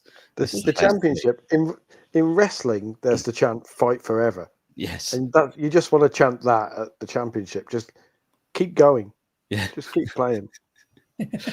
London City Lionesses are just Vince McMahon, just trying to be an overlord over everything inappropriately. Well, at the weekend then, so we've only got 5 games to go, guys. Please stick with us. We will be on. Just 5 games. We'll talk quickly. Paul, it'll be match day 14 by the time we start. Yeah. Danny, we'll start with you. Newcastle 2. No, other way around. Newcastle 3, Portsmouth 2. Portsmouth, where have they been all season? Talk us through this one. Yeah, they've made a real fighter this one against Newcastle, and another ding dong, my second ding dong of the day. I'm excited. The first goal for Newcastle, Shania Hales, is having a phenomenal season. Just a little touch. I don't know if you've seen it, but the little touch to take around the defender and the finish is beautiful stuff to make it 1-0. Emma Thompson had one ruled out before halftime for Pompey. They were really battling in this game. Hales got a second after halftime. Again, in absolute fire at the minute. Hales, one of the stars of the league. Then Pompey fight back. They get back to 2-2. Sophie Quirk with a free kick. And then River Castley headed in from a corner. So that was 2-2. But then, they looked like they were going to get a point. It was going to, you look at the table, how important every point is for them. And the start of the season they've got to play real catch up with their league form. But then Demi Stokes popped up. You needed someone with that cool head to pop up with the goal, because it was all a bit chaotic. And she did just that. 15 minutes to go, she scored to make it 3-2. And even then, Pompey didn't give up. They had a shot from Annie Hutchings, long ranger, that hit the bar, and really, really unlucky not to get anything. But Newcastle keeping in touch just behind that pack of the top 6. But Pompey on 2 points, which is not good for them. But they showed enough here, I think, to show that they could still get involved with Sheffield United and Blackburn and get in the mix again and claw their way up. I'd really like to see it, because I did tee them up at the start of the season thinking actually they're going to be all right with the spirit they've got in the team. But hopefully for them it's not too late. But they're really starting to show a little bit of finally that they're not just going to get blown away by teams, which is good. It's a good start. And it's such a shame, like you said, because they just get it going, but they've already played. I mean, this was match day 13, and you just think, what else has got to happen? Have they ran out of time to push Sheffield? But of course, they've got London City next. Yes. But it is at home, so maybe a bit of a home advantage. Maybe could get. I mean, if they get a point there, then that would be insane. I'd love Pompey to win that, just to beat them. Yeah, just like, you think you can pull money at the league? No, you are wrong. You're wrong, Michelle Kang. Right. Right then, where we're going to go next? Paul, we'll come to you next. We'll do Durham 1, Southampton 0. A massive 3 points for Durham, wasn't it? Talk us through this one. Durham keep doing Durham things. Which is mad, because they weren't great last season. What's going on? They are the Durham that, they've built their brand on, of being absolute terrors at home to play. Like, nobody wants to go to Maiden Kill. There is, at some point, Becky Salicki's going to put somebody into the River Weir. Like, genuinely, some of the tackling going in. And again, Southampton are no slouch, but Southampton are underperforming this season. But just Durham keep grinding out those results. Like obviously tonight against Brighton, they lost 4-1, but that's because it's a WSL team and the gap is still there. And I'd probably fear for Durham if they somehow got promoted because they'd need a ridiculous amount of investment and a squad revamp. Yeah. But they're competing against Southampton, who, let's not forget, are getting that investment. And Durham outshot them 11-7. Although they got the same amounts of shots on target, they have more possession, actually less fouls than Southampton, which I know people who've watched the Championship for a while will find hard to believe. But the goal itself was a nice kind of solo goal, but also one of those goals you kind of look at and go, really? Nobody put in a tackle? Because Molly Lambert set off from like just past the halfway line on your classic midfielder, carry the ball forward, head up, looking to progress. Mm. And she just kept going because you could kind of see her look up thinking, I'm going to need to pass now. And she didn't. Like, so Southampton fullbacks just kind of let her run. And so she went the long way round down the outside and then kind of cut in and found a gap at the near post and just went, well, I've practically made it to the edge of the 6-yard box now. I better shoot, I suppose. And drove it low and hard into the bottom corner. It wasn't the prettiest of solo goals, you know. Bless the Women's Championship Twitter account trying to sell it as an amazing solo goal. I think we might have to have the panel arbitrate on whether it counts as an amazing solo goal or not. As opposed to just was allowed to run 40 yards. Unopposed, yeah, straight through. Yep. But from that point, Durham did Durham things and just basically slammed the door on Southampton at 1-0. And if there's anything teams know they don't want to do, it's go behind at Maiden Castle early on. Yeah. Because Durham are a fantastic team at holding on to a lead once they get one. Yeah. Once you get the first, possibly the second, they sometimes struggle at getting back into games, and we've seen that particularly last season. That was their Achilles heel. Yeah. But if you give them a lead, they will cling on to it with their lives, and they did against Southampton. Like Southampton tried to play fancy football, tried to work their way through, and just kept crashing up against this blue wall of resistance. And Durham were dictating the game and playing it the way they want to play it, which is we've got the lead now.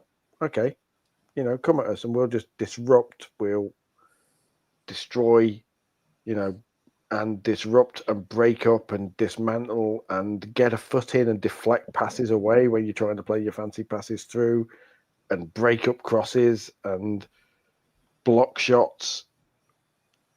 And it played into Durham's hands as far as the game went, and they ground out a win just as they did against London City. And if they keep doing this, they're going to be in the mix. If they keep that home form, they are definitely going to be in the mix. Will they go up? I don't think they will. But will they be in the mix at the end of the season? Will they have a say on who does go up? Definitely. Well, yeah, because they're away to Sheffield next as well. So if they keep this form, that should be another 3 points, shouldn't it? I mean, they could easily be top this time next week. There's nothing saying they couldn't be top this time next week. Looking at some of the other games, yeah. So it'll be interesting to say. Look at the drama. It could be anyone's. I'm just laughing at Tony in the chat. Fun fact, when we played Durham in the Subway Cup, Sonia rotated heavily because it was a midweek game. Musovic was in goal then and barely touched the ball because of obvious reasons. She then did the Instagram post. I saw this. I don't know if anyone else did. Where she said the caption, "From the one time I touched the ball." 2 of the Durham players saw the post and commented quite sarcastically, then Saliki put in a story and was even more bitter about it. Oh, I'm gutted I didn't see Saliki's story. That would have been hilarious. Becky Saliki's a character. Becky Saliki doesn't. It's a backwards and coming forwards. She's a proper northern lass. Oh yeah, she 2-footed tackles the whole way. Yeah, proper. two-footed tackles verbally and physically. Like At the same time. I would love to see Durham in the WSL, just because the idea of Arsenal fans having to deal with 90 minutes of Becky Saliki going through Alessi Russo. That would be incredible. And I think sometimes, yes, we love watching, the higher levels of football and like the quality and the, all these technical skills. But sometimes it's just really satisfying to watch just the proper tackles go in, like proper football. And that's why I love the FA Cup so much, with all like the different mismatch of like leagues and stuff. And it's like, yeah, bring some proper football back. It's been a bit too pretty for too long. Let's pop it. It's all very well. It's all very nice, but sometimes you just want to see someone two-footed. Yeah, like clean. someone. As a reminder that they're there. Yes. Sometimes you just want to see someone put in a stand, like just welcome to proper football. Yeah. Welcome to the good stuff. Yes, absolutely. Kate McCabe versus Becky Saliki would be incredible. Yes. Oh, that'd be like the Matrix of two-footed tackles. Just like slow motion. It'd end with one of those epic. It'd be one of those epic montages, like in beat 'em ups, and it'd just end with a 50-50 ball and both of them sliding towards it two-footed. As the screen goes black. As the screen goes black, and there's just the sound of the collision. And Yeah. It's just like proper football. No, I love it. And speaking of another team in the Northeast, this was the only draw this weekend. This was Blackburn Rovers 1, Sunderland 1. Bit disappointing for Sunderland for obvious reasons. They had the better of the chances. They should have won this one, especially against Blackburn as well. It would have been seen as a not an easy 3 points, but an expected 3 points. Again, a massive opportunity for them to go joint top on points as well. But at least it's a point, and we're not dropping all of the points. Drop some. So 18 minutes in then, and Jessie Stapleton was able to put the Lasses in front after she converted from a very well taken corner. All was well, 1-0 up. Should have been 2-0 up, but a last-ditch goal line clearance was quite impressive from the Rovers' defence, saw the danger averted. Now, rest of the first half was pretty much Sunderland all the way through. Second half, though, Blackburn did step up their game, played much better. Bit of controversy, though, over their equaliser. I don't know if anyone saw it, but the corner came in, and one of the Rovers players, I think it looked like Hack, essentially was in between Katie Kitchen and Emily Scarr, I think. Looked like them. And brought them both down in the box. But complaints went through. Amy Goddard went up to the ref, but complaints were waved away to make it 1-1. Shout out for young Mary Corbin. She had a really good game, some really nice runs down the left wing. She had a really nice cross, actually. Found Katie Kitchen, but it just went just too high over the crossbar. It was just so close to going in, and it would have been a beautiful goal if it had. Soper and Lambourne at both ends had to pull out some cracking stops to keep the scoreline down. Eleanor Dale, who was having a fantastic season, by the way, almost got the second goal for Sunderland, but Soper was able to divert the shot onto the crossbar. It then rebounds, massive chaotic scramble in the box. But unfortunately for Sunderland, Rovers were able to clear the ball away. And that was right in the dying minutes as well. So it was nearly a Sunderland win, but they got the point at this stage. So yeah, disappointing they didn't get all three. But yeah, a point. And that point has kept them in and amongst it. Just they are in sixth place on 21 points. Sixth place and 21 points. That's mad, isn't it? So, Danny, we're going to come to you then for the last one of the evening. I would say a bit of a shock, but I think people still underestimate Bristol a little bit, don't they? But yeah, 3-1. What did you make of this one, please. Yeah, and I don't think they'll be underestimating them for too much longer. Now, obviously, 2 title contenders going at it here at St Andrews. I want the absolute star of the show, and it's someone I've been mentioning all season. Lexi Lloyd-Smith is having an incredible season. I think she scored here. It's her 8th of the season, one of the top scorers in the league. But it's not just that; it's her pace, it's her power, it's everything about her. I'm kind of talking about her in the same vein as we were talking about players like Annabelle Blanchard last season, which we like. She will be in the WSL next season either way, I think. And Southampton, you mentioned Southampton a minute ago. They've got to be. I don't understand the decision to let her go in the summer. How that decision was made, I don't know, because she has been phenomenal for Bristol. She scored the first one here, the typical of the first goal. If you want to watch some of her highlights, this is typical of what she does. Nicked on a defensive error, used the pace. The ball looked like it was just about to go into the keeper's hands, but she just used the pace and she sped, nicked it over the keeper, rounded her and scored. Just a brilliant goal again. Then she made the second one for Fionn Morgan for 2-0. She crossed in for her. And then it was 3 just after half-time, and it was Lloyd-Smith's header that was saved into the path of Jamie Lee Napier, who scored for the 3rd. So involved in all 3 goals, got one herself. Absolutely phenomenal player. Can't speak highly enough of her. She's been one of the stars of the championship season. Got to keep her fit, because then they're going to put in a right title challenge. Ellie Mason got the consolation for Birmingham, but for Bristol City, that is absolute statement from them. Yeah. From this one to go there to a title rival, to a team that's sitting top of the start of the day, to go there and show that much attacking intent, and to go there and score 3 goals and to come out on top.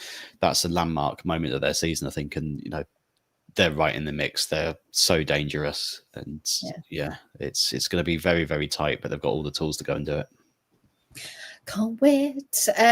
Because if we have a look, so this weekend, actually, if anyone is in the Northeast, Sunderland Birmingham City is being played at the Stadium of Light. Nice. Hello, Papa. And over 10,000 tickets have been sold. Over 10,000. So if you would like to join the lasses, hello. Apologies for any baby noises that you might hear in the next few minutes. So please do go along the Stadium of Light. They're doing a massive push, and I think it's going to be a fantastic afternoon, and against Birmingham City as well. So all of big game, it's going to be massive. And if Sunderland do win, then you're right, that does put them top, as long as no one else wins. As long as Durham don't beat Portsmouth, Yeah. Hey, Portsmouth have turned the corner. London City, sorry, not Durham, wasn't it? It was London City. That's true. Yeah, because Portsmouth have got Portsmouth, London City. Portsmouth are going to win that. Yeah, of course they are. So Newcastle are away to Southampton as well. That would be interesting to see if Southampton can bounce back, won't it? In that one. Oh, it's exciting! It's exciting. So exciting. See, Emma's glad she stayed, not for the football, but for the cute. We're trying to get the most out of all the Christmas outfits before she grows out of them. That's what we're trying. If anyone spotted it. So we've come to the end. Thank you so much for everyone for sticking with us. But of course, it's not just us. We are always here on a Wednesday, of course. There might be a cute baby that comes and pops in. So, you've got to come and stick around for that. Talk about Rosie like that, Freya.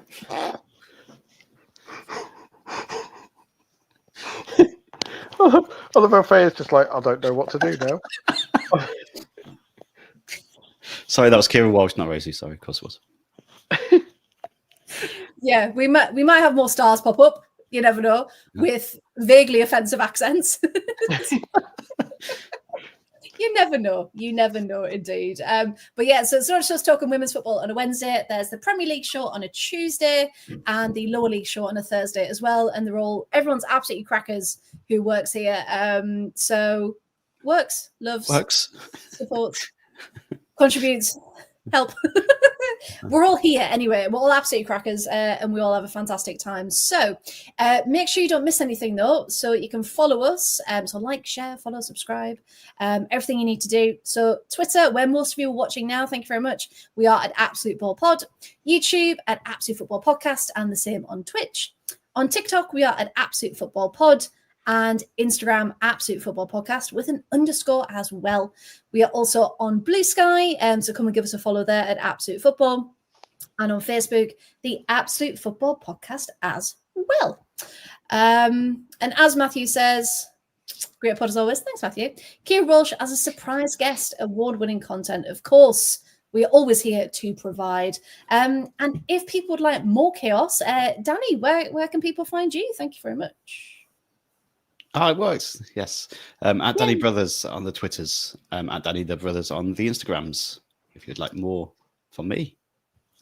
We always want more from you, Danny. That's what and possibly your local meeting of the Phil Neville fan club. Yes. Yeah, that's always, yeah. Where you are the president. Yes. I love it. Paul, if people would like to find more of your chaos, where would you like it? At Paul W Radio. And you just add the little Blue Sky tag for Blue Sky. And I have more breaking news for you. Which is, I know it's shocking, but 15 minutes after Chloe Kelly released that statement, Manchester City even have, via presumably one of their team journalists, apparently there is an offer on the table for Chloe Kelly to move away that she is now considering ahead of deadline day. Oh, is she now? Right. Weird that.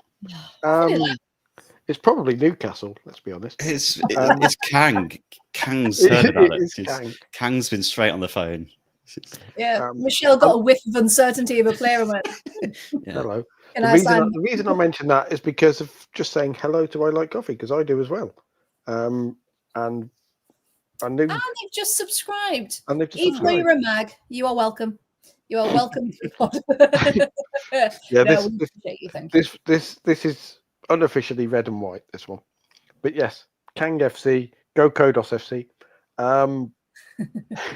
But yes, as well as that news, there was some more that I wanted to bring out, and I've managed to lose it very, very quickly.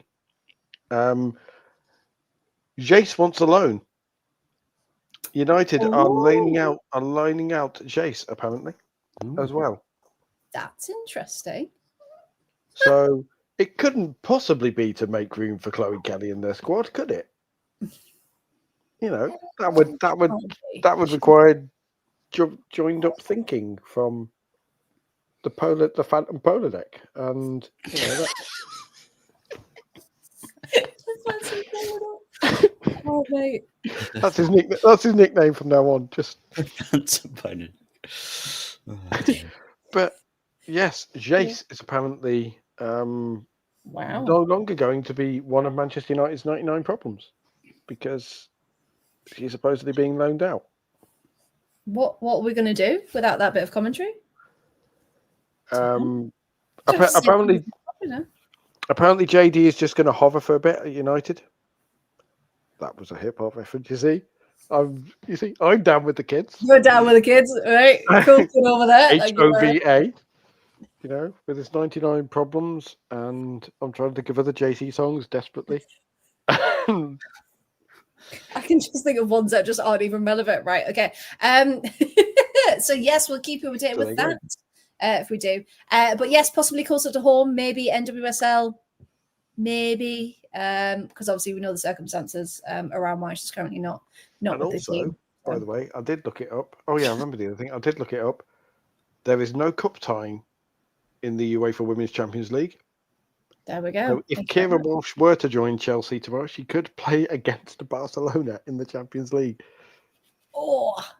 Tomorrow's going to be fun. Walsh versus Mateas. Yes. Is it 11 o'clock tomorrow? 24 hours from now. It is 24 hours from now. The window's slammed shut. Begin to tick. Right, get your bets in. Obviously, no money allowed. But yeah, hey, get them in, and we'll see who we can still get through in this transfer window. But yeah, we'll be talking about it all over socials. So if you do want to follow me as well, I'm at T4AT Rights across pretty much everything: Instagram, TikTok, Twitter, etc. Or if you want to find out more about Villa Women specifically, I've got a new podcast tomorrow night, Thursdays at 8:00. And we've just released, I don't know if anyone's seen it, a special with Laura and George from Bristol Rovers Women as well. No, it's good, I promise. It is. It is. I had a lot of fun. And it's hilarious. So even if you don't really care about Villa or Bristol Rovers that much, it's hilarious. So please do go give it a watch. So we shall be here next Wednesday at 8:30. So come and join us, please. Thank you so much for everyone in the chat. We really, really appreciate it. Is anybody? And so does Toby. And Toby says bye-bye. Right. Good night, everyone. Thank you. Good evening. Cheerio. Bye.